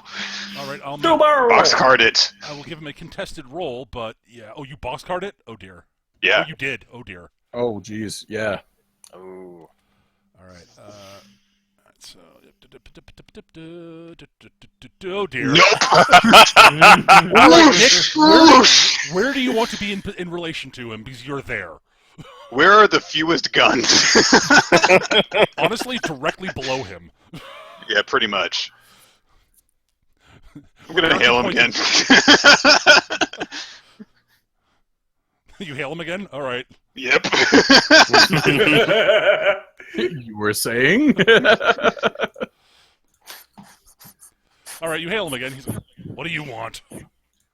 Surprise. Where the hell are... Oh, fuck. Now let's see how good you beg for mercy. Jif Come Kai. on. Your name's Jif Come Kai, on. correct? You said your name's That's Jif Kai? right. I'll remember that. The bounty's yours. Ah, ha, ha, ha. This bounty's yours. I won't forget your name or your ship. At which point he basically tips the ship vertically and just takes off. Yeah, just to point out, he got close enough where the IFF probably didn't help us there.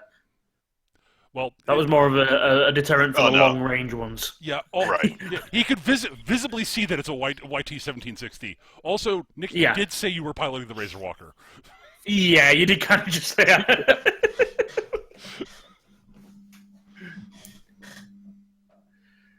But yeah, he rockets off. Again, he's not an idiot. Well, I mean, the way we got bounties on our heads anyway. What's he going to do about it? About that? Next time we look, we're going to find Twins is on there because she was in the co-pilot seat.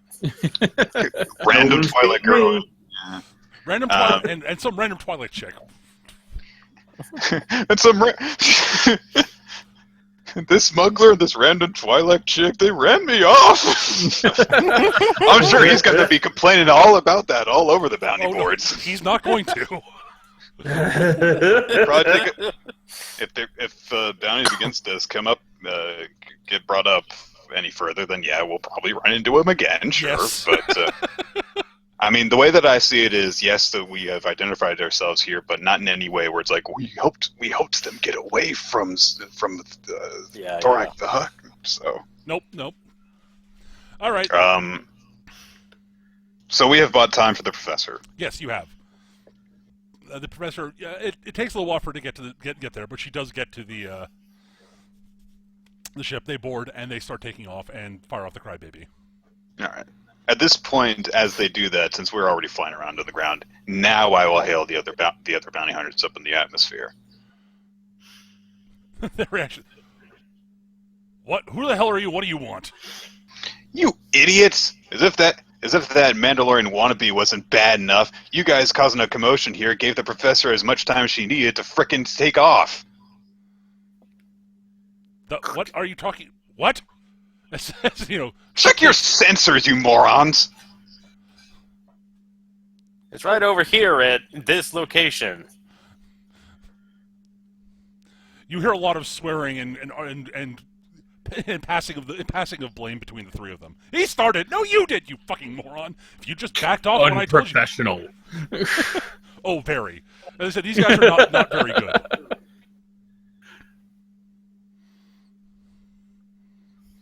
All right. So yeah, the crybaby goes off. They go chasing after it because All right. they're not very smart. And we're gonna end communication, obviously, as soon as they start arguing, and Yeah. they All let right. everyone get away. Okay. Once they're all zooming off in the wrong direction, off we go in the other wrong direction. Yep. So you guys are flying a different route than the professor. Okay. We are going to head in the route that takes us. I forget which system it was, but we do have a delivery to make technically. Yes. Yeah, and we got to double time it now since we spent a day on that planet. Yep. All right. Cool. Let me double check my notes here. It was the Twin- delivery by of the way, the Twin- weapons. Yes, I just need to I just can't remember if I actually gave you a name of the planet. I don't think. By I the way, bothered with it. Twins is going to hold out her hand for a high five to Jith. Say, nice piloting. I know. Just leaves you hanging. Fine.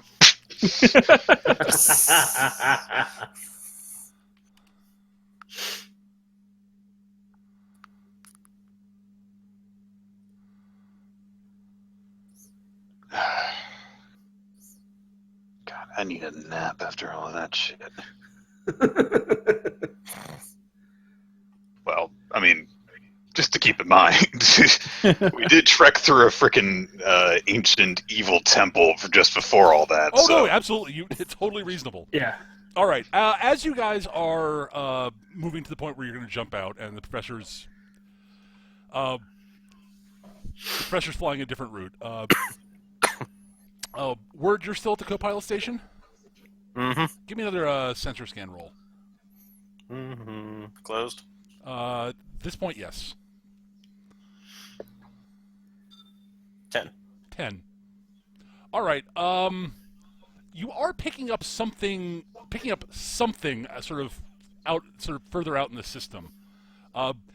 You're not sure what it is though. You don't have a lot of experience with this sort of thing. You're a street kid. You're not really done a lot of stuff in space. Right. So Good there's point. there's an anomaly on the sensors. You're not sure what it is. I'm assuming that Jith has been asleep at this point, and I'm aware of that. No, Jet's still piloting. I just said I was going to go. I was saying I was going to take a nap. Okay, so this is... Yeah, we haven't jumped into I- hyperspace yet. You're not in hyperspace yet. So Okay. I thought a time lapse had occurred. Nope, Okay, not excuse yet. me. Never mind. All right. Twins will point it out. What's this? I'm good with computers, but I don't know what this is. Let me see here. I'm not sure what role would be appropriate for this if I should actually make one. what skills do you have off the top? Could you guys feed the telemetry up to my gunner station? Sure. Yeah, because I've got like deceit, driving, fix it, info, illicit trade routes. Actually, Nick, give me a driving roll. Gotcha. Okay. It's a normal driving roll. This is not a piloting roll or anything like that. So, we'll just roll by 2, so it's 14. Which is more than enough. You look at that and you're like, oh, those. Oh, you recognize that trick? It is somebody's got their ship sort of a bit far out, currently sort of running on very low emissions that are hard to detect, and it's a pretty big ship. Oh crap. Oh, Say I know who this dickhead is. Roughly the size of a Corellian Corvette, say. Mm-hmm. And as you're sort of looking at it, you know it starts powering up. And you can sort of say, "Yep, that's a YT 1300. That is a Corellian Corvette." And the signals are what's his name? Hang on, I forgot his name all of a sudden. Why did I forget? It's Fancy It's Pants. Racise. It's Racise. It's his ship, at least. And it's sort of heading in the general. It's starting to fly towards the professor. The professor's actual route. Why Has aren't they she? at hyperspace yet? Yeah, has Not she yet. taken off into hyperspace? Not yet. She's getting in a position to do so.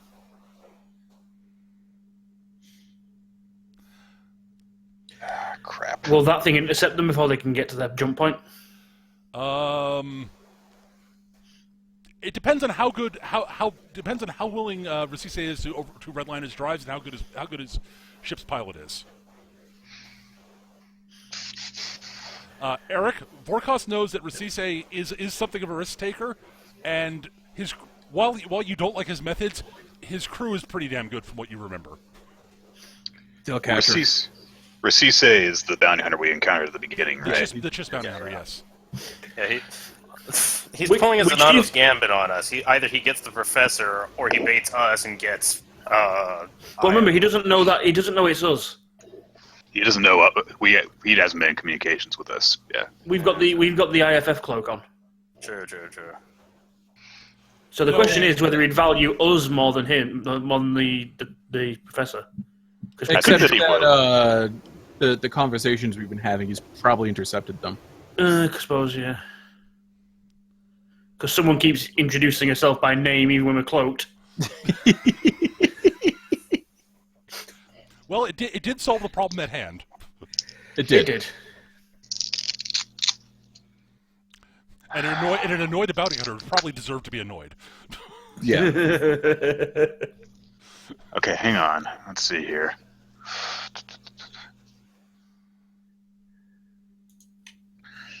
Okay, the most obvious option here is that we could present him the chance to come after us instead of the professor.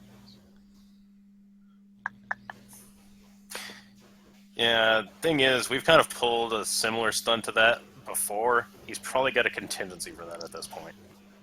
Well, let's see here.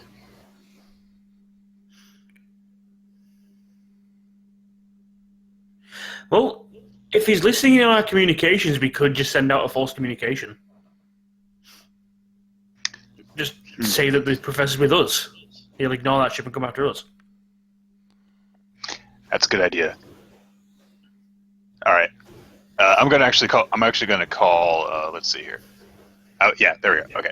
I'm going to basically say to twins. All right, I need you to say exactly this, and then I'm going to send a non-encrypted communique to the professor's ship, as if we are shouting across the room, basically. Right.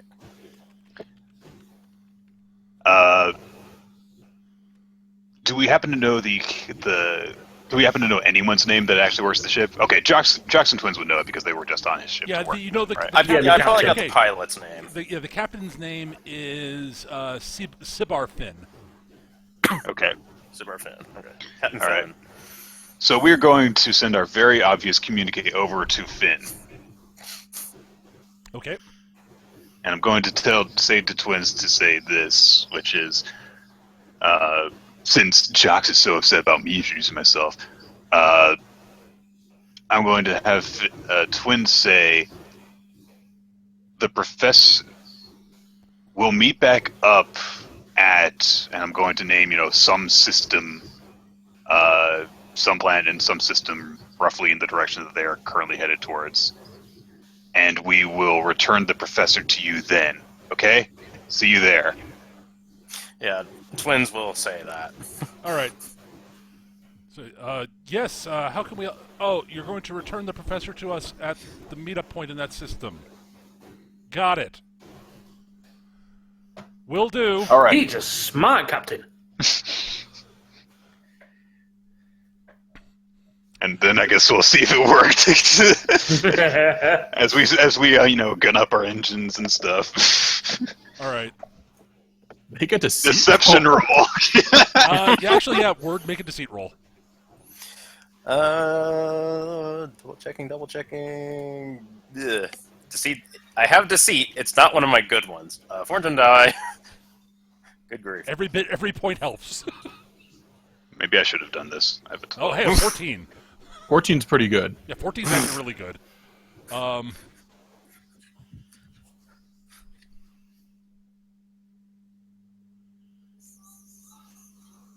My fortune die have not been good today. All three of them have been below half. Oh God. Damn right. it, he's beat it. Okay, I'm going to do something I'm going to do. We're going to do something that is not strictly is going to. You guys will. This is not information your characters would know, Okay. but it is so in theme with with sort of a cinematic thing. We now cut to Racice's bridge. Oh, Racice's bridge. And you basically here's the communication, the dialogue going on. He's sitting there in his captain's chair. He leans back, looks up at the ceiling. It could be a bluff. It really could be. Helm, sensors. Make and model on that ship, the other ship. It's a YT-1300. It's faster. No! No, it's a YT-13. He's listed as a YT-1300, and it's faster than any. It's bloody fast though, sir.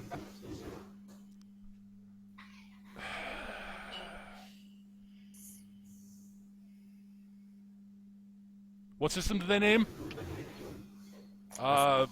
Rigel 5. Rigel 5, sir. Bring it up in the star charts.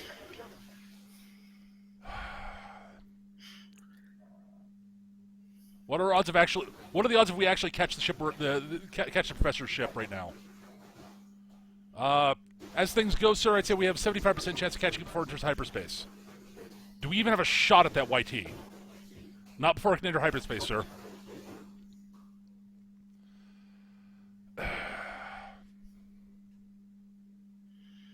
It's not worth the risk of the drives on a 50-50.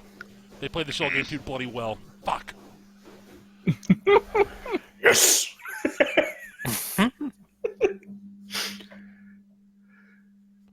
All right. Start scanning the other systems in the area around Rigel 5.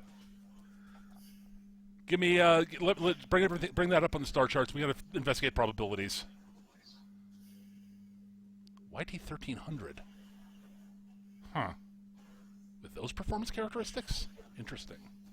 And we cut away. Fastest in the galaxy, bitch!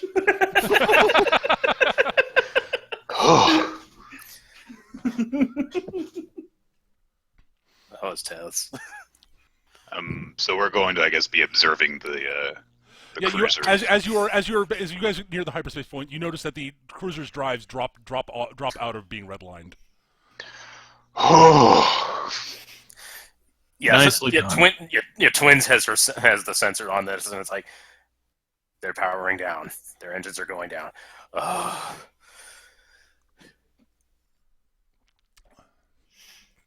Yeah, basically there's silence as it's still redlining after the pressure, then it slows down and starts basically slowly starts turning out system as it's heading towards a good jump point. Oh, the tension. All right. Yeah. All right. Let's get the hell out of here. All right, and I you guys actually enter feel really- hyperspace. Yeah, I'm going to, as we're, turning towards, our next destination, Jith is going to, turn her head to look out of the cockpit at Yavin again. You been here before or something? You're looking wistful. It was a lot more boring the last time I came here.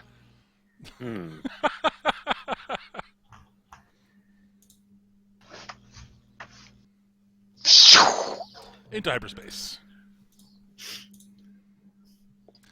Well, you guys have some time before you actually get to where you're heading, and I actually have the name of the planet you're headed for. You're heading to Volia II. All right. Where you're supposed to meet up with the people where you're supposed to meet up with the people you're delivering the weapons to.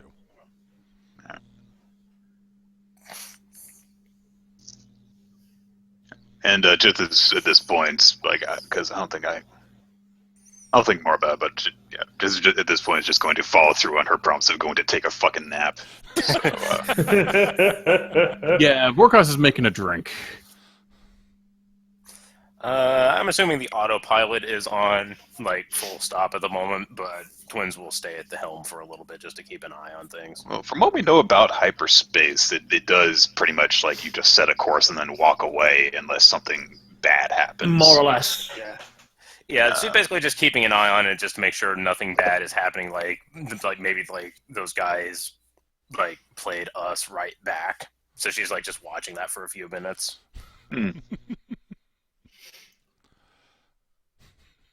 Because, she's been on the streets. She's familiar with the bluff, the double bluff, the reverse psychology bluff, reverse psychology bluff. Yeah, but now is the time in A New Hope when everyone is hanging around the not a chessboard. Yes. And, Yeah. That is in fact exactly it, yes. or playing around with the target practice drone.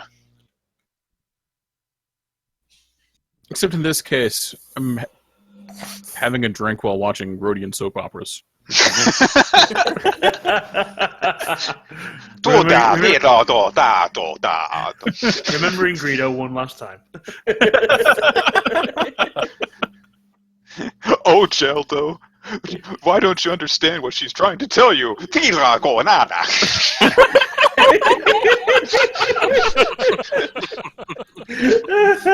Vorkos wiping tears away.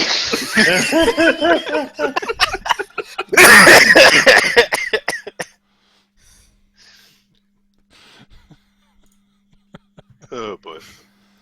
So yes, you guys have a bit of a trip till you get to. It'll be a couple of jumps and will be probably another several days basically before you get there. And if all things go according to plan, it should be completely uneventful. All right. Oh, okay. That's the best part about making plans is that they always work perfectly.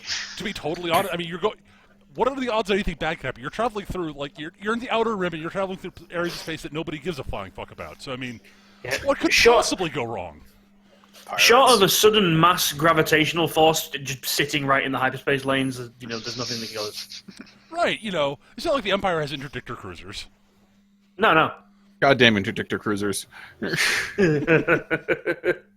Interdictor cruisers. Yeah, basically it's a mini Star Destroyer with a black hole built into it that can pull ships out of hyperspace. The gravitational force pulls them out of hyperspace. Yeah. Ooh. In the old, I don't know if it's still in the new one, but in the old fluff, if you look at a Star Destroyer, the round sphere underneath. Mm-hmm. There's a slight round bit. That's basically the engine core, which is a sun. This is the old fluff, but yes. That's the old stuff, but yeah, that's how they're originally designed. That's the sort of technology the Empire was working with. It's a very, very big fusion plant. Essentially, yeah. That's what a sun is. Yeah. Oh, yeah. And this is what this is. Pardon me. And this is what information illicit trade routes is for. So. Yes. Well, yeah, you're everything. Yeah. At any rate, yes. So you guys have some downtime to discuss what you're going to be doing. The GM says for no particular reason.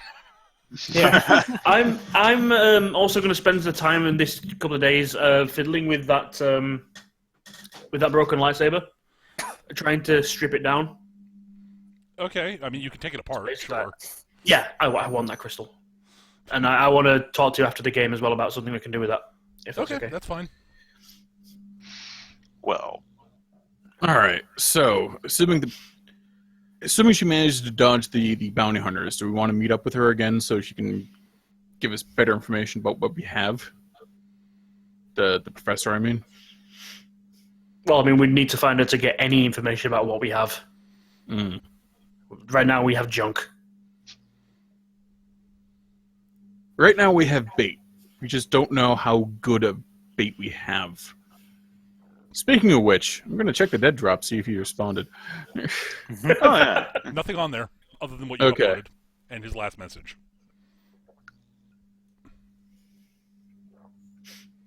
See, this Inquisitor knows how to deal with online trolls.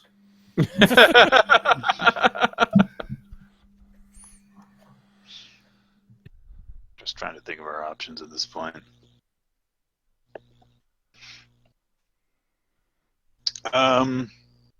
After she's had some time to rest, Jith is going to go down into the cargo hold and retrieve the old hunks of junk that we got from the temple. Sure. And bring them out.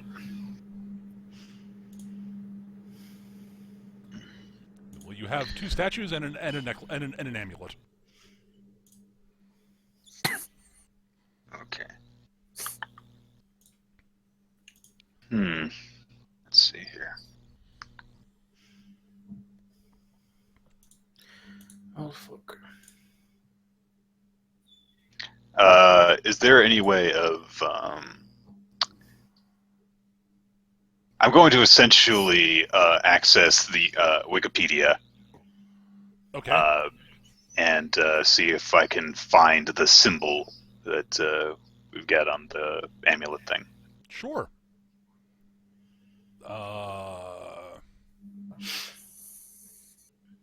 Okay, give me an intelligence roll, I guess. I'm Fair enough. trying to think of. I don't think you have any relevant skills. So. Not really. No. I don't think any of you have relevant skills. None of us have information Sith history, Right. so that's a Nope. fairly good one. It's a fairly good roll, yeah. Yeah, there's Hold on. Can I use drive? No, Eric, you I do have- not default to Just- ride. Stop. Jith takes the amulet to the cockpit and puts it on the freaking steering wheel. sorry. That idea was so stupid. I just sneezed at it. I made a computer check to aid in the searching.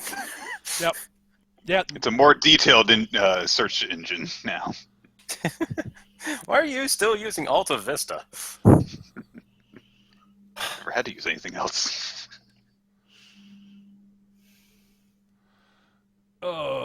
Yeah. Nothing. Oh, that's always a good sign. Literally, it's like this is like I'm trying to think if there's anything that it actually looks like. I mean, I guess I could. I will draw it so you guys have a better image of it. Cool. But all right, let's see. I'm on the title screen, unsurprisingly. And no, I do not. I want air. No. No, that and that. There. Space. Space. So. Fact: space does not exist. What? I'm Shut up, quoting Dr. Volia Dinosaur. Dr. Dinosaur. If you've not read Atomic Robo, you should. You probably should. It's got Dr. Dinosaur in it. That's the one by the Ape Theater guy, isn't it? Yes, it is, and it's really fucking good. It's really good. Hang on. It's a Pokeball. I'm not done drawing it yet. I know. That is not It's another Death Star. Oh, damn it. It's a dead. It's a death red dwarf. That circle should be higher up. Ba-da-da-da-da-down, da-da-da-da-da-down. Okay, now it's going for top spin on the cue ball. All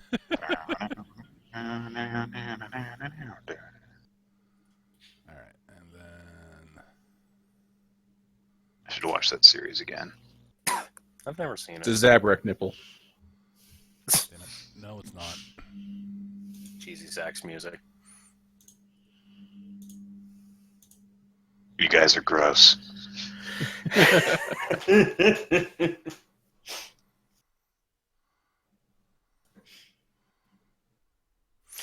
While Mecha is doing this, Twins is actually going to find Vorkos during downtime at some point, preferably when he's not drinking, and is actually going to approach him.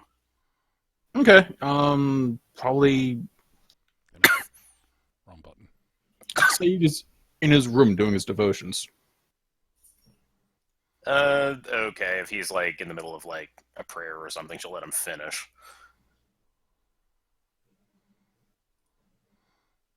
She'll just kind of Al, like, is that you? She'll just kind of like she'll just kind of like sit in the door frame and like stand in the door frame, like leaning against it with her arms folded, just kind of waiting.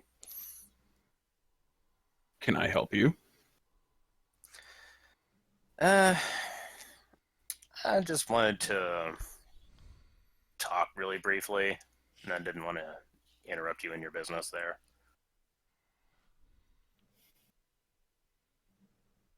Then talk.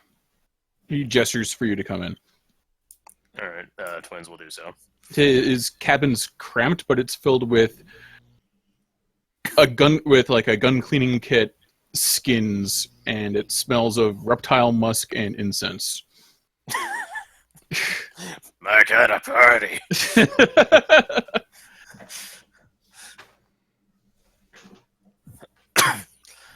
But yeah. So she'll come in, and it's like I'm assuming there's like an open seat or something that she can sit Yeah, on. there's a chair by his workbench, and Yeah, she'll sit on that. Well, it's basically, we didn't really get off on the right foot, and things have been pretty tense between us, and well, Ah, that's crap. I don't think that really helps either of us. I mean, I guess I'm trying to say I don't hate you. you proved yourself. I mean, if I wanted you gone, I wouldn't be patching you up after every fight. Yeah, that's fair. Something akin to that. Okay. It almost looks like a elbow joint. Hmm. Well, I'm glad that I have proven myself and met your approval. It's not often that I am actually able to be appreciated for my actual abilities. Joe's kind of uncomfortable saying that. Mm-hmm. I can understand that. Listen, kid, just don't get us dead, and we're cool. Well, that wouldn't do us a whole lot Or of steal good my anyway. ship. Or steal Dick's ship. Jeff's ears momentarily perked up. Excuse me, whose ship?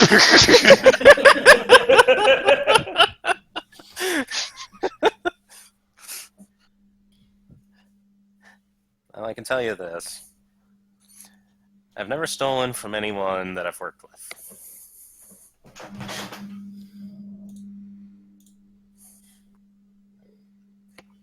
And as for not getting us all dead, well, us includes me. So that wouldn't be a particularly good business decision.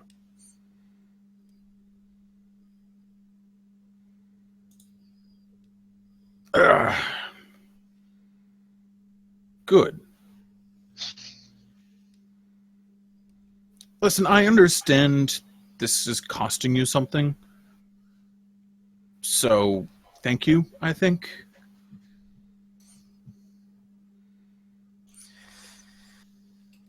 And thank you.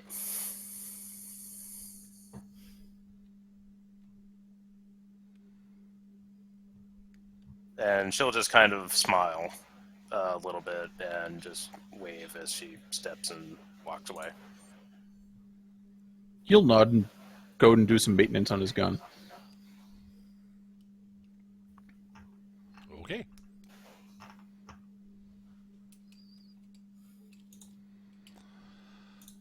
All right. So yes, anything else you guys are doing during the trip, or do we want to just go to the planet? Nothing specific for me. I just want, That was about the only idea I had. well, yeah, I just want to make sure there's nothing like any planning you want to do ahead of time before you get to. Well, we're still kind of trying to find our way at this point. I mean, Yeah. the entire reason we bothered to check this out was because we were like, what the fuck was this statue that this asshole was looking for? I know. I just want to check to see if there's So- anything. Yep, that's fine. Look, we found another statue he'll probably want. All right, that's fair enough. All right, so Actually, one thing I wanted to do. I'm going to doubt that this is the case, but does there seem to be any difference in the construction or design of the two statues aside from the figure that they represent? As in, like, is the base any different for the new one as from opposed to what the you see, original? looking at the base, the bases look virtually identical. Okay. Well, one of them says courage, the other one says power. Now all we have to do is find wisdom, then we get a musical instrument, and we can find the master lightsaber. That was the master lightsaber we found. Damn it! Now we gotta take it to the Goron, and he'll have to fix it. And I am not doing the water temple, no matter how much bigger on sword will help. that's okay. I'll play it. That's okay. I'll play that one by myself. I actually like that one. I love me a water temple.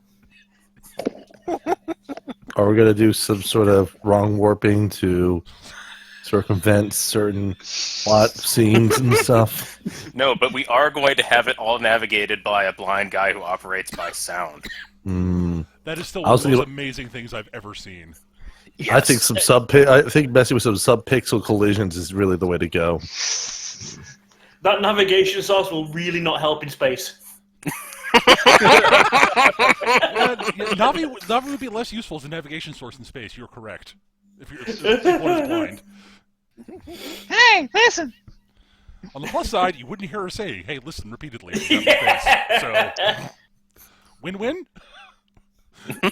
I need to remind you where you're supposed to be going. Yeah. I'd rather fly into a sun, thank you. Go talk to Saria. Okay, let's see here. One of the many reasons that I prefer Tattle in Majora. Okay. Hey, I just wanted to hey, make sure. I just listen. wanted to make sure it's Hey. like it didn't. I just wanted to make sure the statue didn't have like a special super power source in it that we could actually get at. But Not that you can see, no. Yeah. I'm not being nearly that helpful. That's not my job. I know. All right. All right. In that case, so to sort of go over what's going to be happening when you get to Volia, assuming that you can get down onto the planet and pass customs, which, given that this is your actual job, Nick, Yes. you should be able to do. I haven't been doing that recently. This is kind of the first time in a campaign we've actually done it. Yes. So, assuming that you all of that, you're supposed to meet up with the person you're supposed to deliver to at a local cantina. Good. You've been given you're supposed to basically meet. You're supposed to ask for a particular table where you'll meet up with him. Basically, you're supposed to ask for you're supposed to ask for a particular table, which will be apparently he's got contacts at the cantina, and they'll route you to him. And Okay. you've been given the a code. You've been given basically a passphrase. Do you need me to do like any particular role in order to get past customs? I could do like illicit trade routes or. Well, illicit trade routes will be a good place to start. Absolutely. So, Okay. but yes.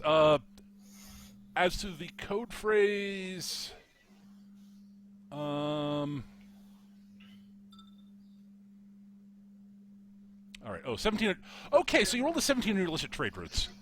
Got it. That's my best skill. I know. I know. I remember. The Yeah. passphrase is just Newt Gunray can eat my ass. But what about the blockade? Oh God.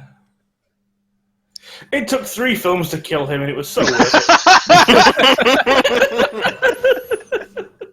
3 films and an entire television series. Yeah. At any rate, I will say I this. need Nick, to step away. I'll be right back. Absolutely. Okay. Nick, I will say this. Basically, you hadn't really gotten around to really look. You were basically given like a as usual with the what's her name? Crap, I forgot her name all of a sudden. Where is my list of names? Yeah, as usual with the Yacinda Cass's sort of deals that you've done, sort of jobs you've done for her. She basically, if there's like a passcode, passphrase type thing, she usually gives it to you in writing and basically says, so you can look at it at your leisure. You really haven't had a chance to you haven't really bothered looking at it until just about now. So you take a look at it, and there's something very familiar about sort of the way it's structured, but what you're supposed to say and what you're supposed to hear back. Okay. Honestly, it's very similar to a lot of the sort of passphrases you used when you were in the rebellion. Oh, gotcha. Have you seen cheese? I like chocolate milk. Just kind of slumps into her chair. Whatever. Fine. So I'm going to presume Borkoth went along with you because it's generally how things are done. Well, you haven't gotten down to the planet yet. This is We're not. Just, Yeah. Oh, okay. This is just sort of like, okay, it's time for me. It's like, oh right, I should look at the passphrase before I. Oh, for fuck's sake! Of course. What? Who? Well, I guess it makes sense. Who do you know of right now that could really use a bunch of guns that the Empire wouldn't want having? Think of 24 different criminal organizations. Okay, but the big one, Us? The rebellion?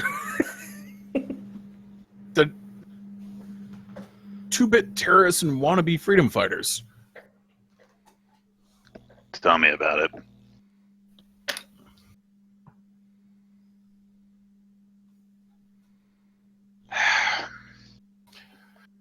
Well, a job's a job.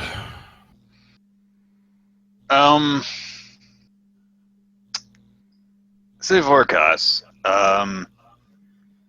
just so you know, Mm. if we happen to, when we're dropping things off, if somebody there happens to recognize me, don't be too surprised, okay? I wasn't aware I was working with a Grand Freedom Fighter. Okay. Looking to restore the Grand Republic. Okay. Shut up, first of all. And secondly, it had nothing to do with wanting to be part of some big cause or nothing, okay? It was the best way to get back at the Empire, I thought, at the time. And I was a young idiot, alright? Oh, I understand. Don't worry. There's no money in it, got it? I get that now. Why would you need money when you're fighting for the for an ancient goodness? Oh, shut up, Mr. Scoreboard!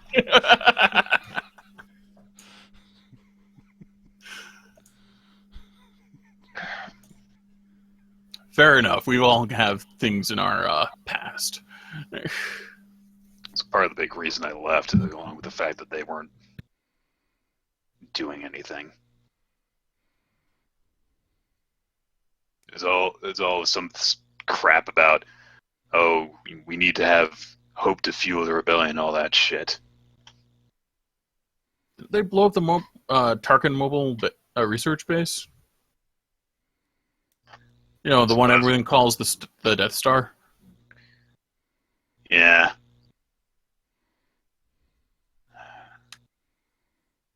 I didn't even know about that. I don't think that anyone even knew about that, but back when I was hanging around with them.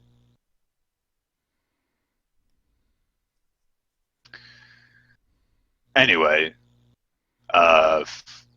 yeah. Kind of a win.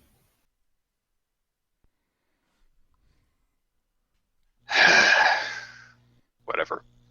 This might be, I don't know. You're Well, saying well, this might be awkward. Yes. We'll handle it like we always do, but if they try to ask me to dinner afterwards, just don't be too surprised. Certainly.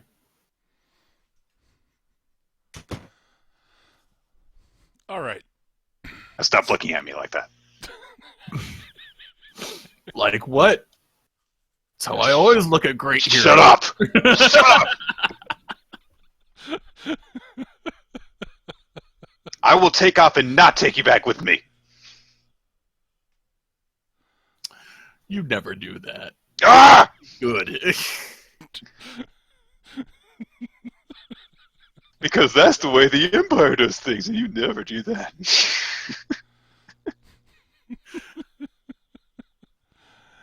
All right. So, you arrive in the Volia system. I'm back. Welcome back. Miss anything? Yes, kinda. Great. I thought I was stepping away. When did you step away? Before we hit planetfall or whatever we're doing. Okay, basically what happened is that Jith recognizes the structure of the code phrase that we have to meet up with the ones that we're supplying the weapons to as being a rebel code. Mm. So she decided to bury the lead and just flat out say to Vorkas, I used to hang with the rebellion, and he was just giving her a lot of crap over it, so...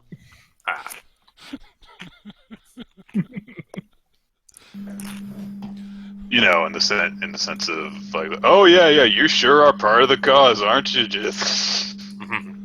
Right. At any rate, you enter the Volia system.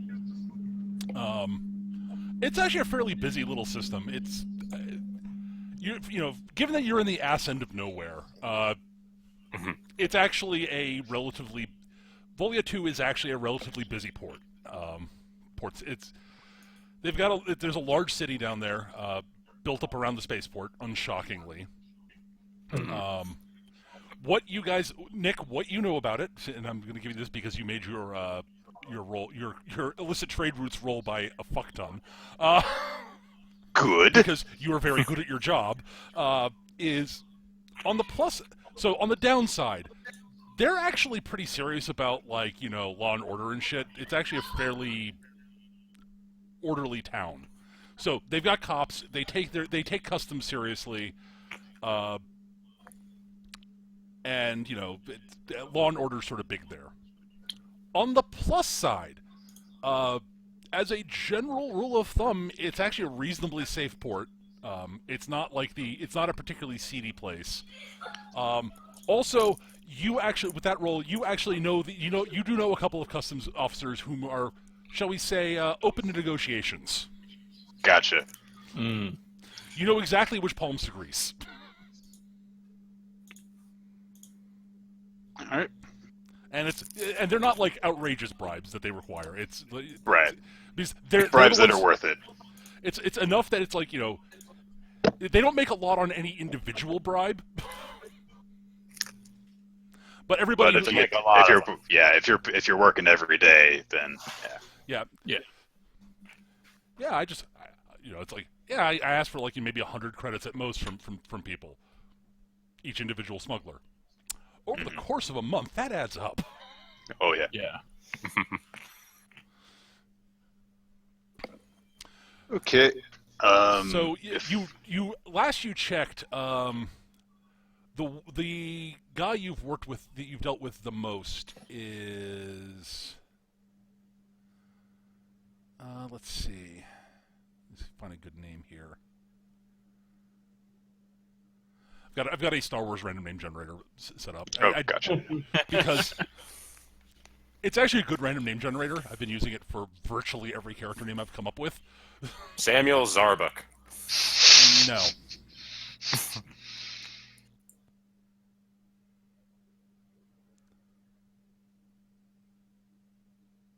Ooh, I like that one. Yeah, there is a... the guy in question, the custom officer you've dealt with the most is a Duros by the name of Urus. Okay. Then we will go through him. Yep. And you remember roughly when he's usually on duty. What'd you say his species was? Duros. Duros. Oh, okay. All right. I was just looking it up. I was like, oh, those two guys from the canteen, from Mos Eisley. Gotcha. All right. Yeah.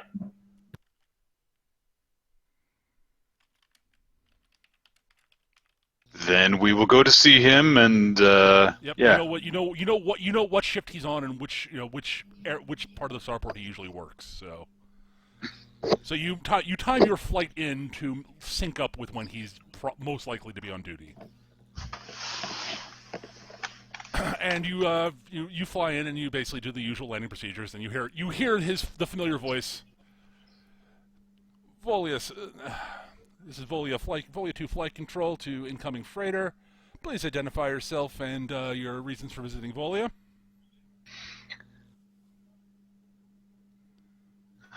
You said his name was Uro? Urus. Sorry? Urus. Yep. I'm just gonna say it's like, hey Urus, how you doing? Ah, Jeff, good to hear you. It's been a while. Yep. I've been in this stretch of the galaxy for some time, I'll have to admit. Yeah. So, usual sort of delivery then? Uh-huh. All right. Let me see. So, let me get your landing stuff set up. Anything important to declare? Oh, we're going to, of course, need the... what's a good way of putting this?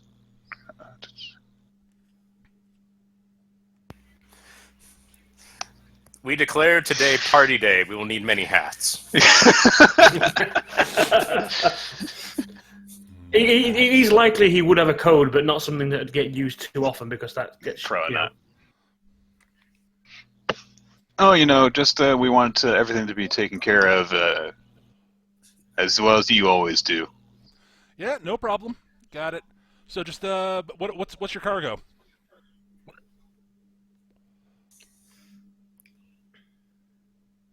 Pizzazz. Style. Supplies. You guys are really short supply of. Okay, Peter, I'm gonna need some help on this one. Do I usually just flat out tell him, No, or you would do not, I? you would in this situation. He does. Okay, doesn't actually give a flying fuck what you're bringing in. Gotcha. So I should You don't just say wanna- something. Just say I something. imagine with there's a log- recording log- going yeah, on. just think of a logical. A whole scenario. bunch of it. Okay. All right. Carrying cabbages. My cabbages! Supplies and mechanical spares, because that'll match up with scans. Just is going to mute the comm. Hey, Jocks, What? what we got in our cargo hold? Junk. What kind of junk? Give me some. Look, I don't know what kind of crap you use. Tell me something you If would you- order in bulk. Fine. And if it's going to match off what the signature of the guns, okay. And I'll just speak some technobabble of things that give off, the everyday parts that give off. I'm just gonna turn on the comm while he lists off things. Yeah. All right, so industrial spares and power systems, got it.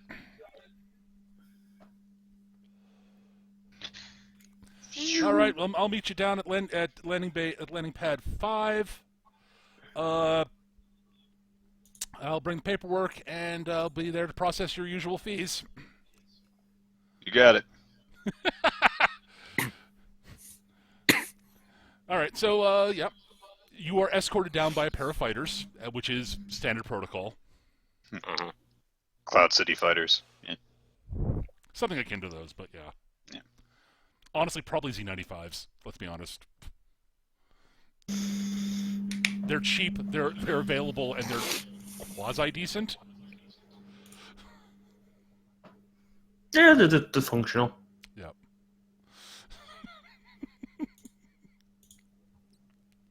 It's not like you. Anyways, you come into a nice smooth landing. It's all routine. As you lower the gangplank, you see Urus walking up towards you in his usual sort of, his customs outfit. There are a couple of very bored-looking guards sort of lounging around behind him a bit. They're not like, they're paying attention, but they're very clearly sort of, In on it. No, it's not that they're in on it so much as it's routine. It's routine, so they're like, yeah, whatever. It's a freighter coming in to drop stuff off. Boring. Fair enough. Urus walks up and says, yep, same old ship. Looking like in pretty decent nick. All right, I gotta come on and do the scans.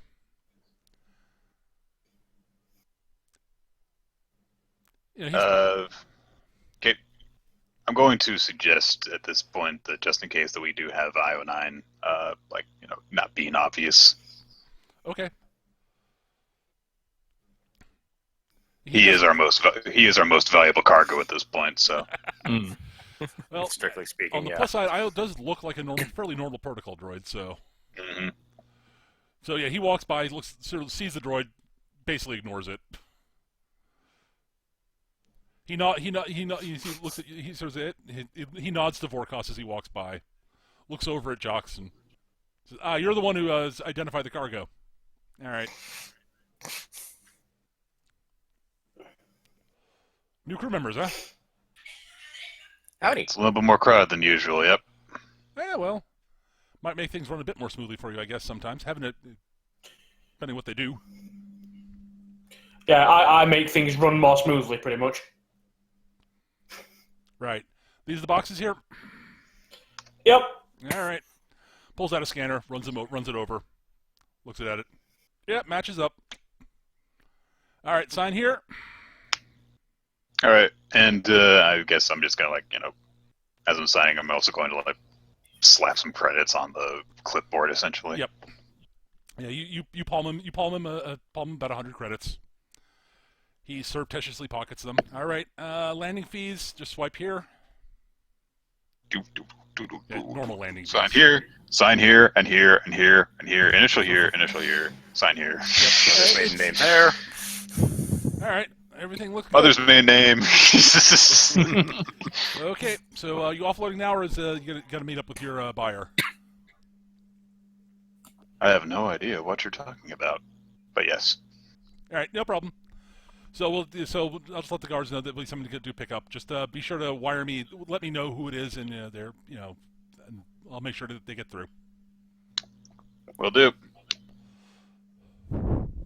All right. Have a nice day on the planet. Thanks. Enjoy Volia II. Take care of yourself. You too. Take care You of too, yourself, Jay. Iris. Later, Vorkos. Later. All right. Oh, I guess I'm gonna check the time and see when our meetup is supposed to happen. Well, it was sort of open-ended. You're supposed to head to the cantina. Open-ended, right? Yeah, you're supposed to go To meet somebody, right? Make Well, he connections. seems like an honest, hardworking citizen. To the cantina. Yeah, as an This aside- coming from the street urchin thief. Good point. Right. Who all wants to come? Hey, when you know one. Twins will want to go along. It's a new place. New places are interesting. Vorkos assumes he's going along. I'm going to assume that the ship is probably actually safer here than it has been on almost every planet we've been on so far. So, Yeah, as a Pretty matter of fact, much. yeah. so Yes, I feel fine if like everybody wants to come along and nobody's left to watch the ship. Deal. Yeah, the nice thing about being on a planet that actually believes in law and order like this is it's very unlikely that your ship is actually in danger, short of the Empire deciding to butt in and do something stupid. And that would never happen. That is kind of their MO anyway. But yeah. Yes, Yeah, that's just kind of like a given anywhere. So exactly. Well, Jits is gonna strap her guns on and well, actually, how does this place feel about carrying open arms? It's one of those things that, like, technically speaking, you're allowed to, but it's sort of frowned upon. I'm going to take a bundle of like what look like pipes and mechanical parts, as kind of like a backpack, and hide my shotgun in along with those. Okay. Twins is going to get a duffel bag and just kind of like shoulder strap her SMG, and then just like put like the gun in the bag, and then close the bag up enough so it looks like the strap I was gonna say, on her it- shoulder. It's a backup purse. I was gonna say, since I do have the whole hidden toolkit shtick, I can hide weapons if you guys want me to do that for you. I'm a Trandoshan bounty hunter. It'll look weird if I'm not armed. Well, for you, yes. I mean, if it's just kind of frowned upon, then whatever. I mean, it's not like it's like, oh, weapons are banned among the citizenry and stuff. Yeah. I will take like the. I mean, will most people do like have a holstered weapon. It's kind of like the Wild West. I will like do the courtesy of like throwing like tying like a jacket around my waist so that it kind of like skirts around my guns. Okay, sure. Yeah, that's basically what I'm doing. I'm basically just like making it so that they're not immediately visible. I'm not actually trying to quote hide them. Right. As long as you have sort of a polite fiction about it, the guards won't be too upset. Mine just looks like part of my bundle, so. And let's go get a drink. All right. So you head to the cantina. Insert cantina music here.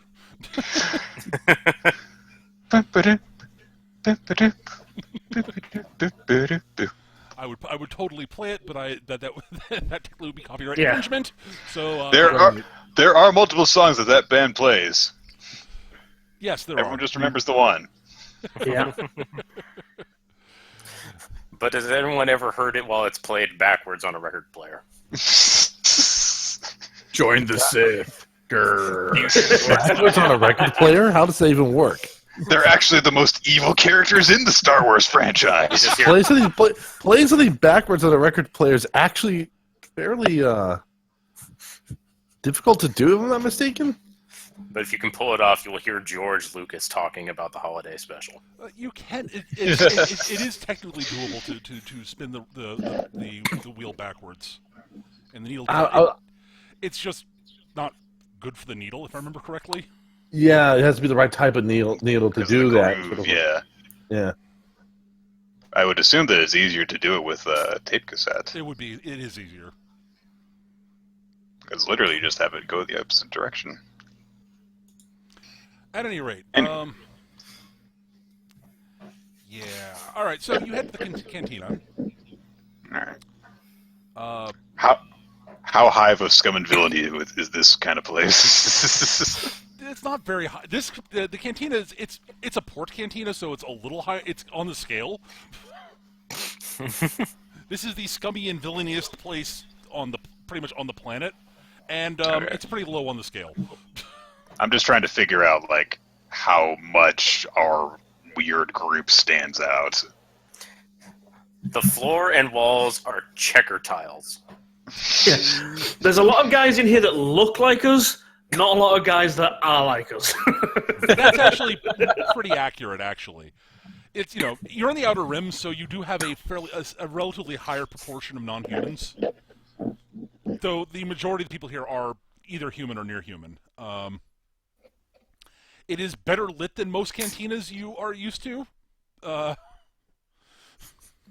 and cleaner. Silly humans, their poor low light vision. Oh, they actually have standards. That's what the extra credit per drink price comes in. Yes, and the quality of the booze is actually slightly higher. Not high enough to make up for the markup in price, but hey. But at least you're not going to any of the sort of the pricey bars. So you're merely being overcharged. All right. Right. Let's get some drinks. Motor oil for Io. Milkshake for twins. Right, and you asked for the table in question, right? Yes. All right. So the bartender looks at you, nods, says, "Yep, table 73 is right back there." He gestures to the back of the cantina, in the least well lit part of the cantina. It's a booth. It's one of those rounded booths. So it's a round table, and it's sort of with a sort of that's set up like a booth.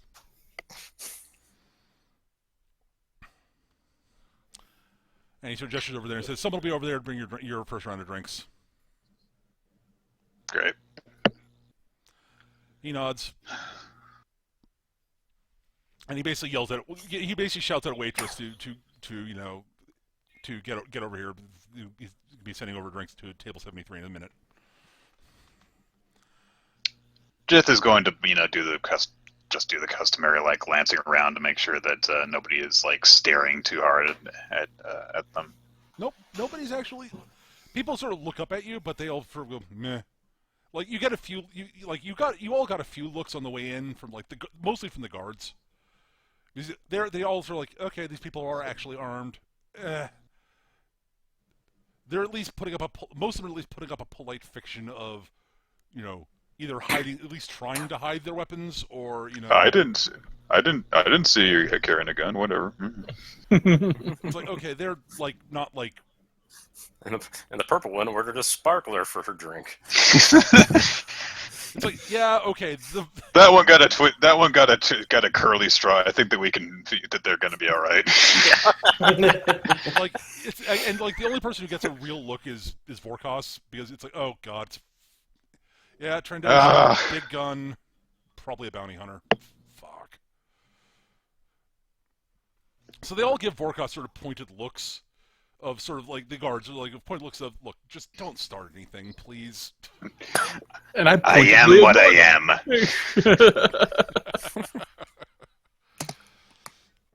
The only thing I start is me. You okay, Word? And Word. I was drinking water. And here I And here I thought you were illustrating twins trying to drink. No. You okay, Word? Yeah, I'm okay. Okay, good. I'm going to Right, interpret this. I'm But going I'm to interpret this as Jith having ordered around for everyone, twins taking a sip of it and dying, and milkshake for the kid. Hey. Twins has always ordered a drink with ice cream in it. That's just her deal. Turns out that on this planet, milkshake is code for poison. This whole veneer stinks. That's our special. Come on. Turns out that their milkshakes usually involve like whiskey. It's like we think this is all just like this really pleasant planet, and then the fog rolls in. Kids like alcohol, don't they? Every kid I've ever met. Braces them. On the plus side, in all seriousness, no. But My right nostril. Oh. I've achieved something tonight. I nearly caused one of my co-players to drown. In her bed, no less. all right. Not even a water all right, bed. so you all sit there with your drinks. Some time passes when you hear the voice of someone walking up the table. A couple people walking up the table, and someone saying, "Is the seat taken?" Which is the beginning of the passphrase. And I assume you go through the rest of it. The response to the passphrase is, I assume that the fire passphrase. The response to the passphrase is "Go fuck yourself." I was gonna say- Actually, I assume the passphrase is like a complicated 10-minute sequence of dialogue you have to go through, where they sit down, they ask what's good on the menu, you make a specific recommendation, they ask for a certain substitution, but if you mess up what is on the draft by indicating an out-of-season draft choice, they know that you're not their contact. It is a somewhat complicated exchange because the rebellion does take security a little bit seriously. Otherwise, they'd have been wiped out long ago. yeah, is this seat taken? Depends. Does the Empire lay claim to it? Yeah, no. It depends. Are you a narc? What? That's like That depends. Are you the buyer? Are you actually an depends. Imperial spy? It depends. Are you the MacGuffin? At Well, that's any my rate, surname, but I don't see what that means has anything to do with it. So yeah, the person who asked that sort of nods and says, "All right, yep." He sort of looks back over his shoulder, nods, sits down, and Nick, a familiar face, walks up the table and sort of says, "Huh, didn't expect to see you here." Jith kind of does that, like, sort of half hiding her face gesture. Half Adorable. face palm, half hiding her face. Oh, god damn it. It is in fact Durugar, the guy you talked to on the comms before. Yep. Huh. Didn't expect you to be the one making this delivery. Uh-huh. He sits down, gestures the waitress, and orders something. I would have asked for more if I knew that I was dealing with you guys. Aw, come on. It wasn't all bad times.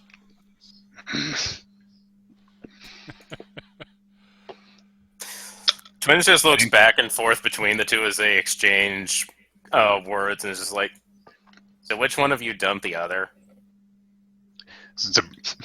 Jith shoots her a look.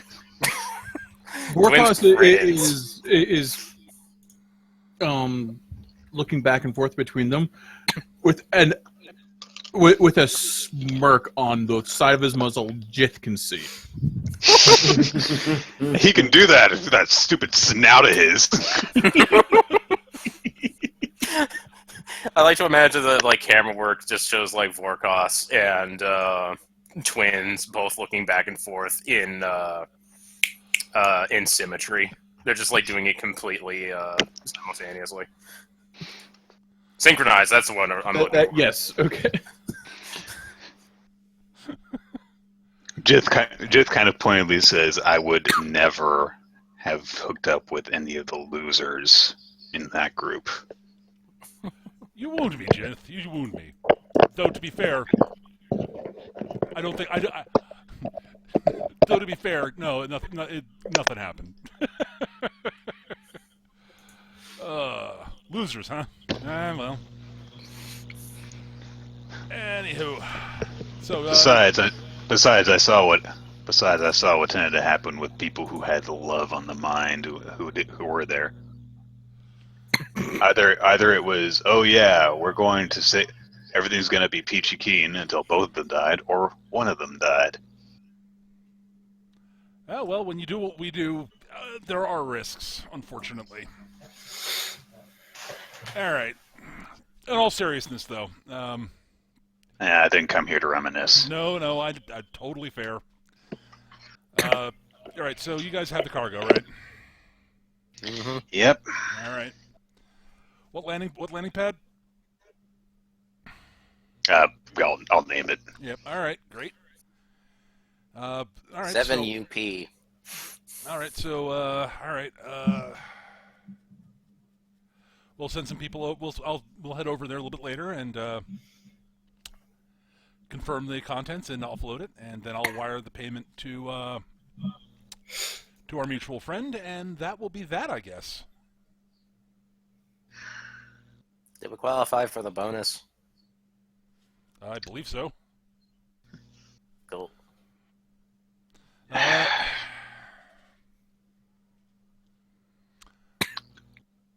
So, what you been up to? I mean, we talked recently, but you didn't say much about what was up.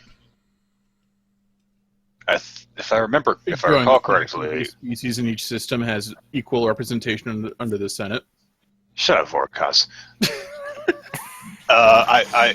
If I recall correctly, I think that I had asked him what was going on at Yavin because we knew that the professor was going to be there. Yep, that's correct. And I forget exactly what information we shared. You didn't tell 'Cause him it was- much, No. if I remember correctly. Sort of idle curiosity, you know. And I was surprised you were asking about what you were asking about Yavin, but you know,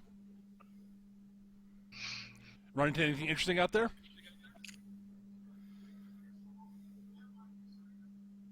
A bunch of posers in space. Hmm. He arches an eyebrow at that. Huh.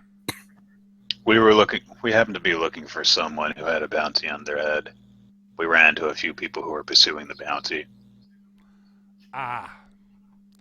So someone who had a bounty on their head was hiding out on Yavin? Interesting place to hide out. Huh. They weren't hiding.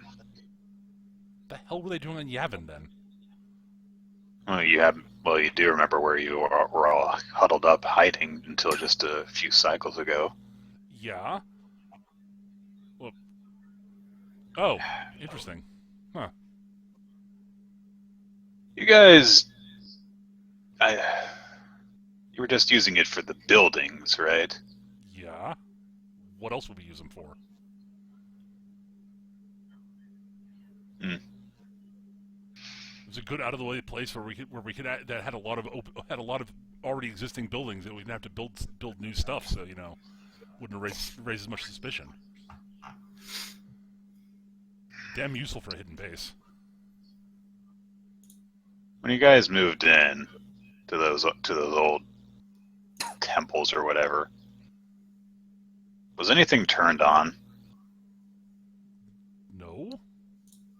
We had to bring our own power supplies and shit for that so we could actually run anything.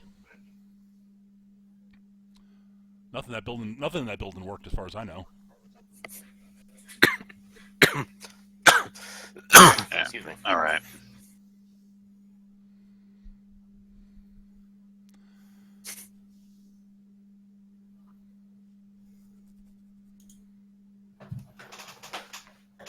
Out of character, I personally am at a loss as to what to do here. Other than just like, oh, whatever. Oh no, Bye.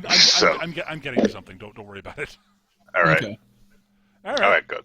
Yep. Jith is just basically just like stops talking about it at this point. Then, and she'll say like, whatever, it doesn't matter. Yeah, fair enough. Fair enough. All right. Well, I guess I'll see you over on your ship in later on tonight to pick up the stuff.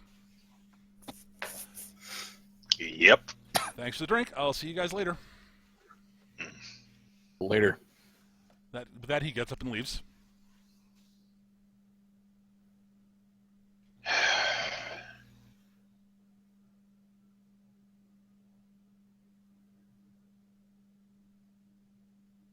What are you looking at? Nothing. All right, fine.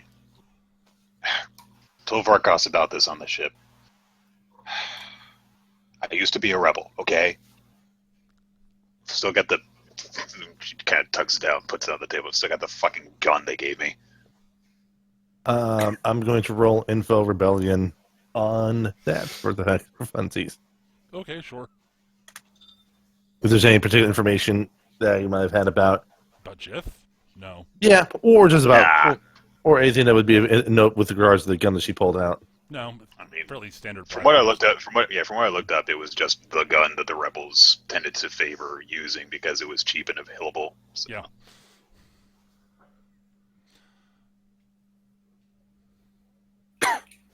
Nothing of particular significance, but it is the type of it does match the type of gun the rebels did tend to use. Yes.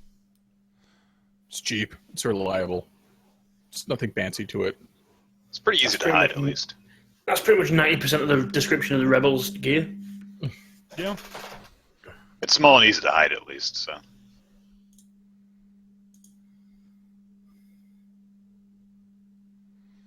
I joined up with the rebels because I was angry at the Empire. I wanted to get revenge. Blah blah blah. They weren't doing anything. I left. Done. Okay. Let's go.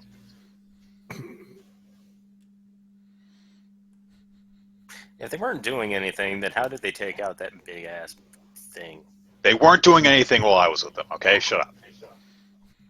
It's called a lucky shot. Besides, we're talking about several years ago at this point. Ah. I was like, I don't know, your age, I think. Trying to think of like ways to make that like into like an unintentional like comments like I was your age, didn't know any better. What? What's that supposed to mean? I think that. Well, actually, I think that's a good idea. I was your age. I didn't know any better. There, good. That's a good one, Skitch. Thanks. About that backhanded insult. Yeah. All right. Well, unless there's anything else you guys want to do, we can fast forward to meet on the ship. But if there's anything you want to do, I'm just. Yeah, I'm just tagging on this one. It's not. Yeah. I mean, can't think of anything terribly important to do on planet side right now. Than like restock our shit. Twins is going to get a refill and demand a cherry. Make it an actual milkshake this time. Real milkshakes have cherries. If I have All a right. straw, and you have a milkshake. at any rate, so I guess you guys head back to the ship then, or do take care of whatever minor business you want to take care of in town. Basic supplies are easy to get. Yeah. Yeah, not anything particularly striking at me as far as any needs on my end. Yeah, and it's not a particularly exciting town. I mean, it's a port city, so there's a lot of stuff. But honestly, I mean, for Twins' point of view, God, this place is dull compared to Norshada. Pretty much. It's like, ooh, it's a This new port place city, is- and it's really boring. Yeah, Twins basically just like after like all the walking, when we do get back to the ship, she's just like, this place has a really low crime rate. It sucks. It does suck. If I were to pick somebody's pocket, they'd probably catch me. This sucks. Yeah, the city watch types, the cops effectively, all looked distressingly competent and honest.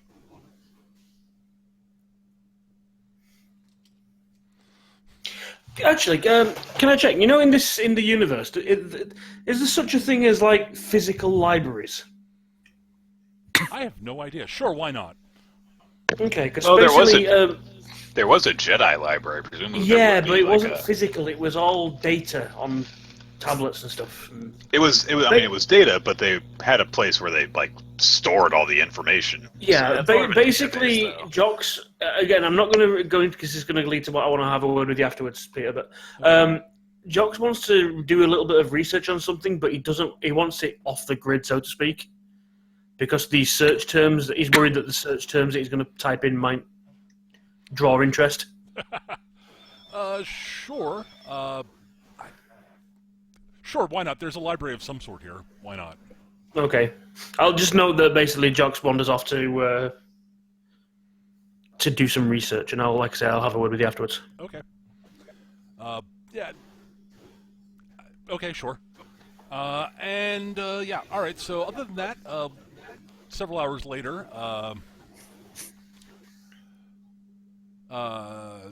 Duergar and some of his compatriots eventually show up at the Razorwalker.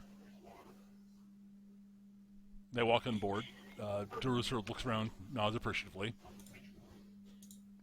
Nice ship. She looks pretty fast. The fastest. I met someone recently who probably would argue with you about that, but whatever.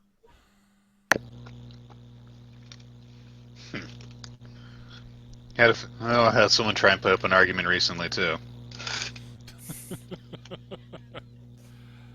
Yeah. Circles around him. Literal circles. Well, Nice. more like spheres, I guess. You always Plus, have it always depends on, there's always some blowhard that's saying, oh, mine's the fastest because it can get to the highest hyperdrive level. True flight is where the speed counts. Duro shrugs and says, not my bag. Dude's a pretty I'm good the pilot. engineer, it's my bag. Just saying. But yeah, the guy in question, from what I remember from back in the day, Jet, you had a knack for flying. This dude's good though. I got to give him props. Annoying as fuck, but dear God, he can fly.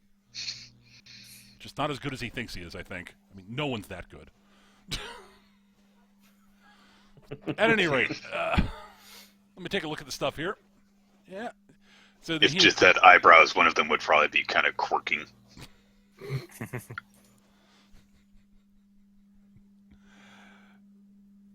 It's a case of, yeah, he's good, but no one's as good as he thinks he is. Anyways, he goes through. Also, he has a habit of measuring units of distance as time.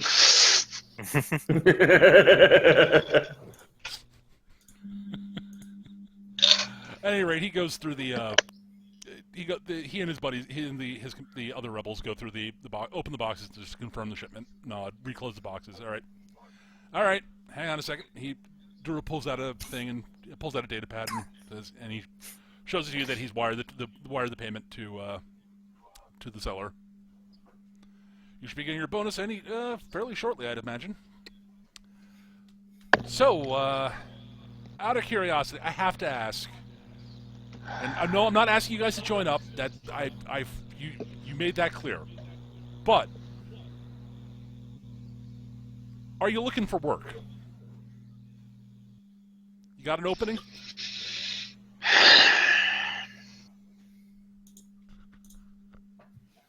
Well, I just completed my most recent job.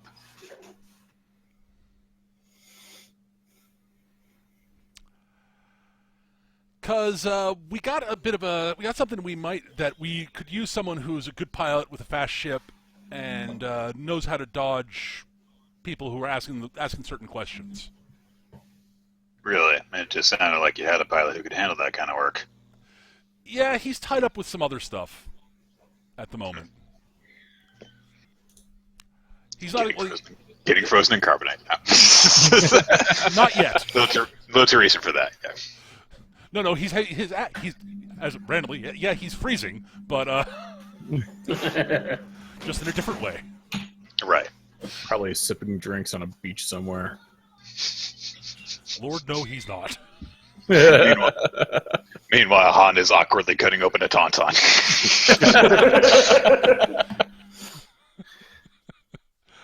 But yeah, I don't know if this is the sort of thing that you'd be interested in doing. It's not exactly the sort of thing you do normally, but I think you guys could probably handle it. We need an extraction, basically. Really? Yeah. And it's not a... Now, mind you, it's not a, sort of going and extracting a spy or anything like that. And it's a little time sensitive, but one of our naval officers is overseeing an operation, and we need to make sure he gets out. There's certain things that we need. We've had information that the Empire might be tweaking to what's going on to the project he's working on, and we'd like to get him and any of the research data out as quickly as possible before the Empire can move in and do their thing, shall we say? It's an extraction. Yeah, well, as I said, yeah. But it's not like But yeah, ideally we'd like to get as many people out as possible. Obviously, if we could get the entire research lab out, that'd be great. But he looks at the ship. Yeah.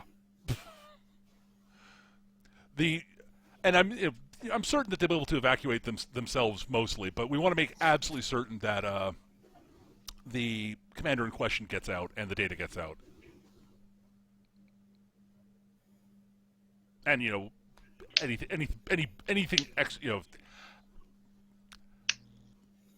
as much useful stuff gets out as possible, basically. But the commander we definitely need the commander to get out of there alive. He's well, yeah. There are reasons for it. Let's just say that. And I can't. All right. I got you. But if you're interested, if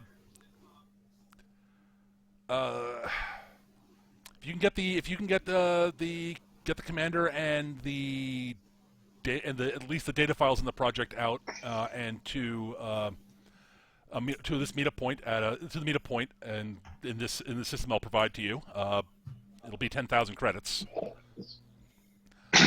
Anything extra you can get out will earn you guys a bonus. 10,000. 10,000.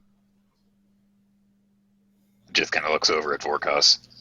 Mm-hmm. He sort of does the sort of nod and turn his hand gesture.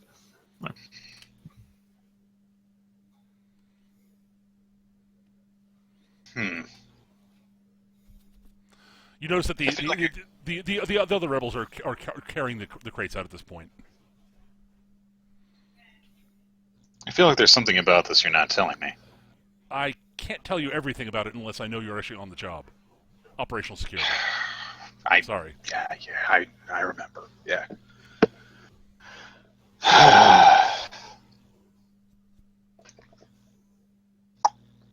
Stick it to the Empire by basically doing a version of what I do already, and earn 10,000 credits.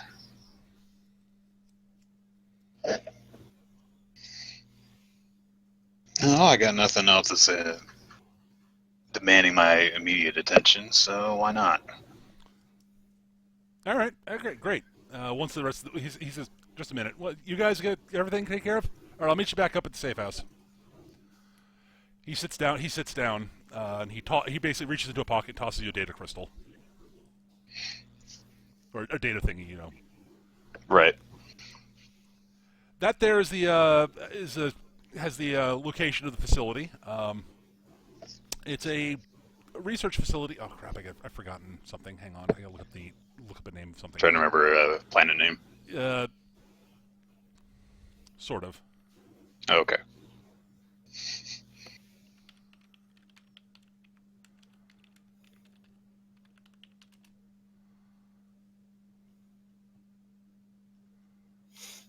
That's not the thing I want to look up. I think that's right.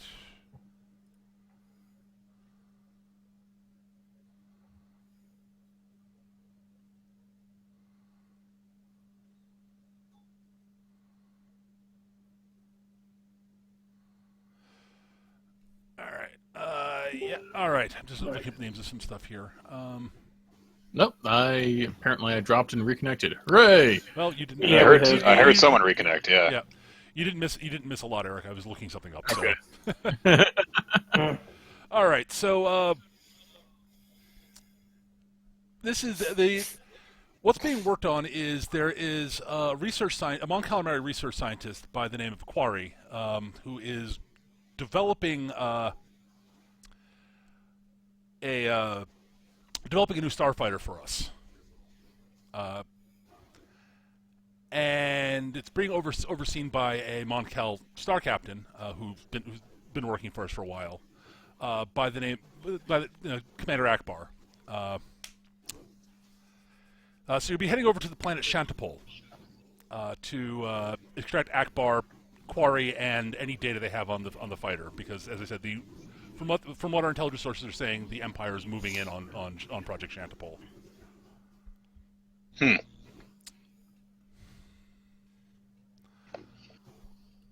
What is it, like a Z-wing?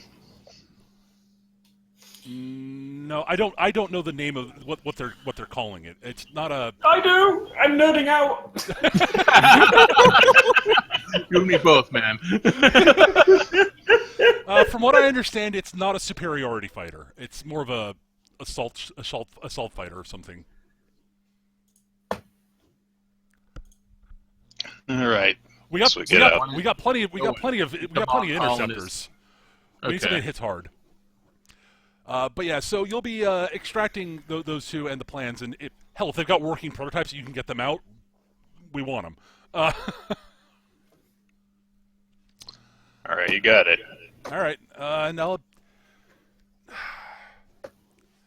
Pretty Which sure is that it- there's room enough on. I think there's room enough on the ship for 2 more people, and then we'll see how many supplies we can gather. And yep. Yeah. So the data gonna be crystal traveling. will have the meetup point, and there'll be a significant bonus for you guys if they've got working prototypes, you can get them out. There'll be a significant bonus for you guys. understood. All right. Yeah. Oh yeah. So he basically reaches in, pulls out a billfold and flicks off some cash. Hands you a sack. Here's 1,000 up front. I wish I could do more, but Yeah, I know. all right. Oh, right. He reaches in, pulls out another data thing. Give this to the commander when you meet him. Akbar's a good sort, pretty smart guy, and yeah. Let's just say the rebellion is very interested in making sure he gets out alive, not just because he's been overseeing this project. There's a promotion in line for him. I see. Okay. Yeah, honestly, as much as we want the data on the fighters, he is your top priority. Right.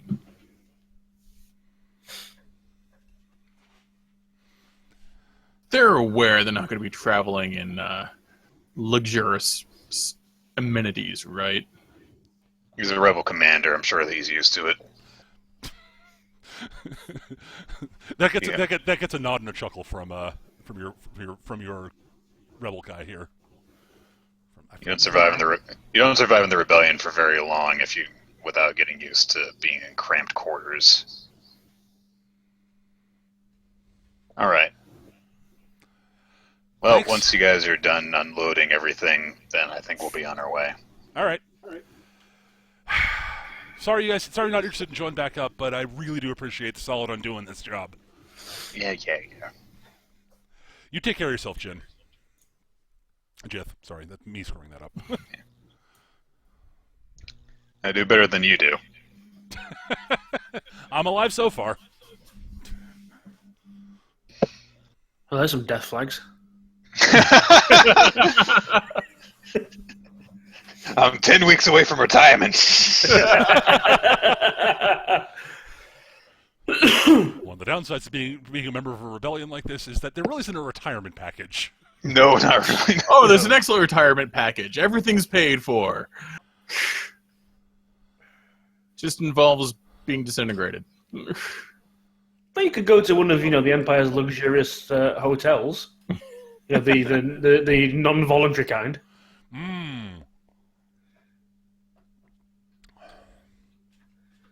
All right. With that, they finish offloading. He sort of, says, "I'll be seeing you guys." Later. Hopefully. He All right, once tromps they're out- gone, he tromps down the tramp, whistling a jaunty tune. once they're gone, Jith is going to pop in the crystal and get the information and stuff. Yep, you get the star charge where Project Shantipole is taking place. Interestingly, it's not. It is in the same system as the planet Shantipole, but it's actually on a. It's being done on a facility built into a large asteroid. As a way of further hiding it. Right. Of course. The details you've got on it is, as I said, there's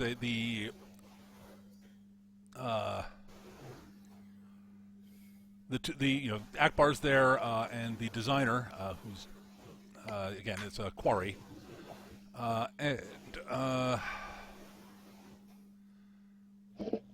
can't remember the name of the species that were helping build it. Damn it.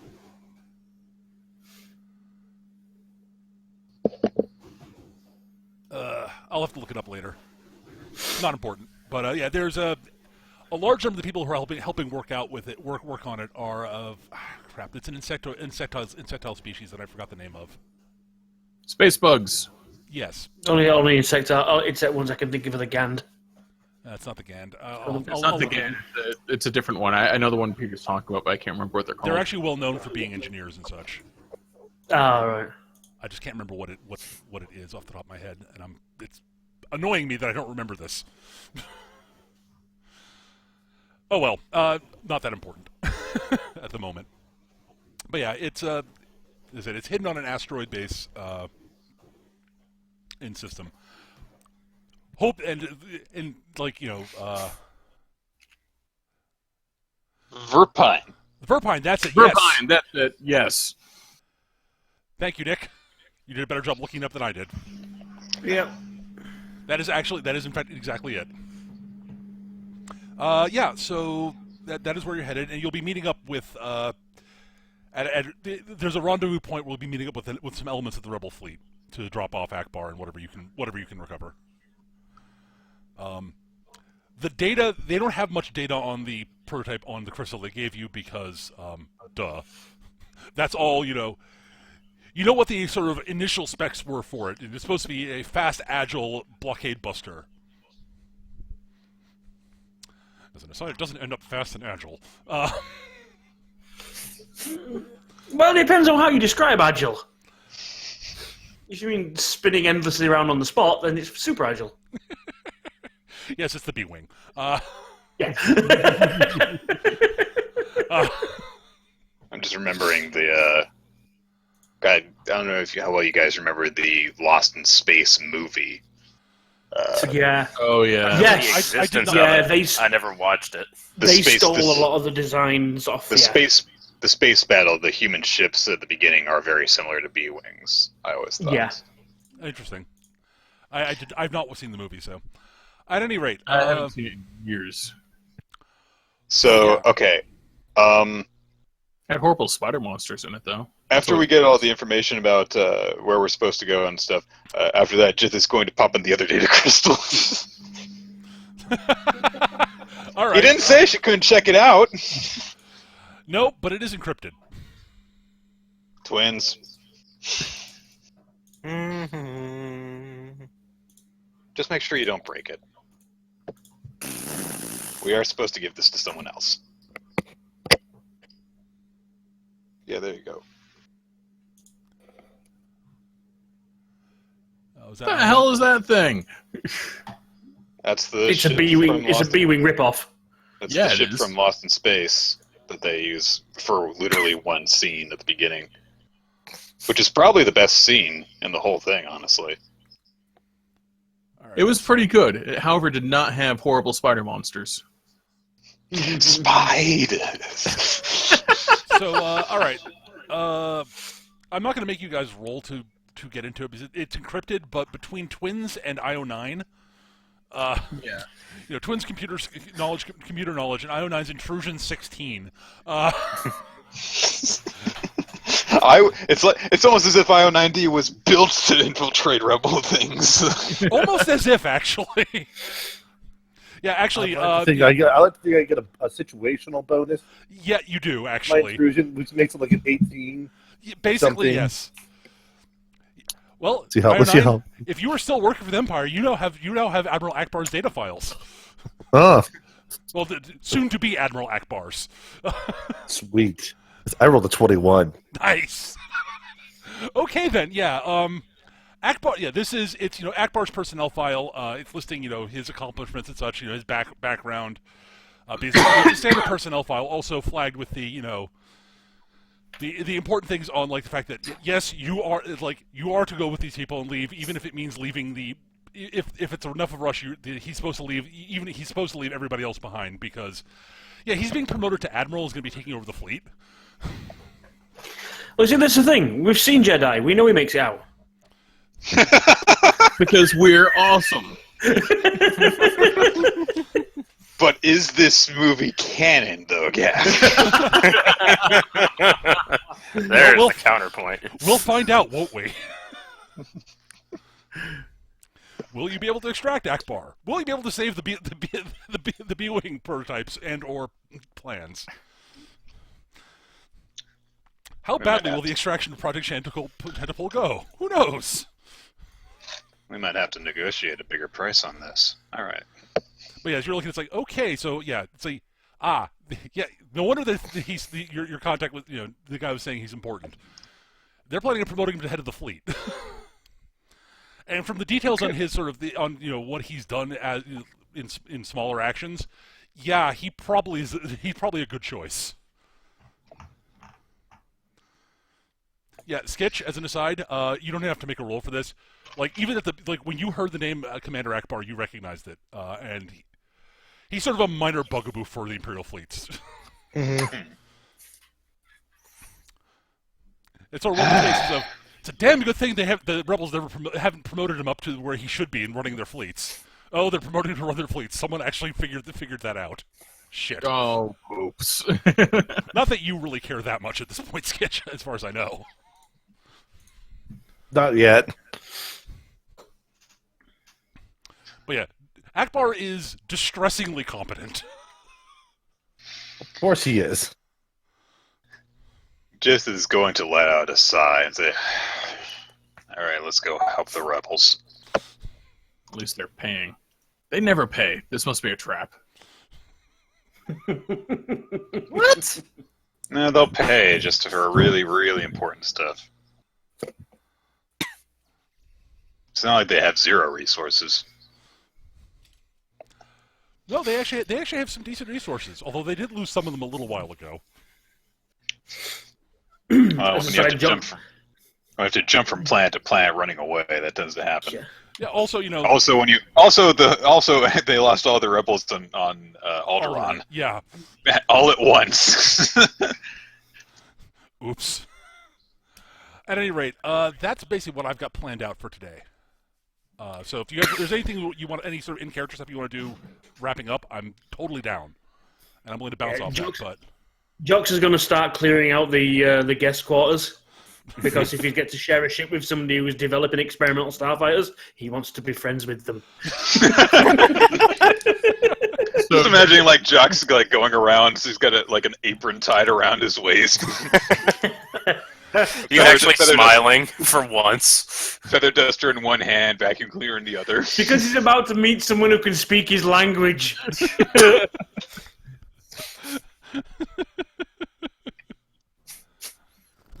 So we're sticking with the stasis pods I have on board for bounties, right?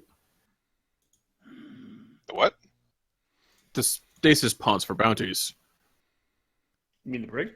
Oh, you mean that's where we're keeping him?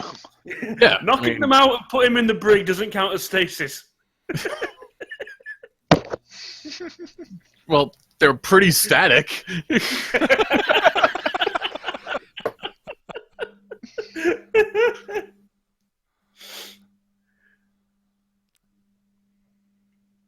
Just like, I don't know, I hadn't really thought about it. I never thought that this ship would have more than 5 people walking around on it at once. Yeah, we kind of grew extras. We should fumigate. We're gonna fumigate. We're gonna gas this place with droids. They'll hide up inside the walls. If we fumigate them, they'll just come on out and just die on the ground there. So yeah, it seems to be our plan for today. Orcus is like looking at between the 3 options and deciding which of them they can get rid of. Oh, jeez.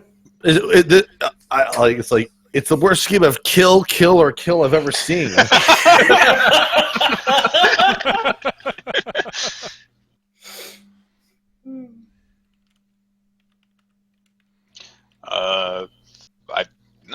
I can't really think of anything immediately. All right, that's cool. You guys?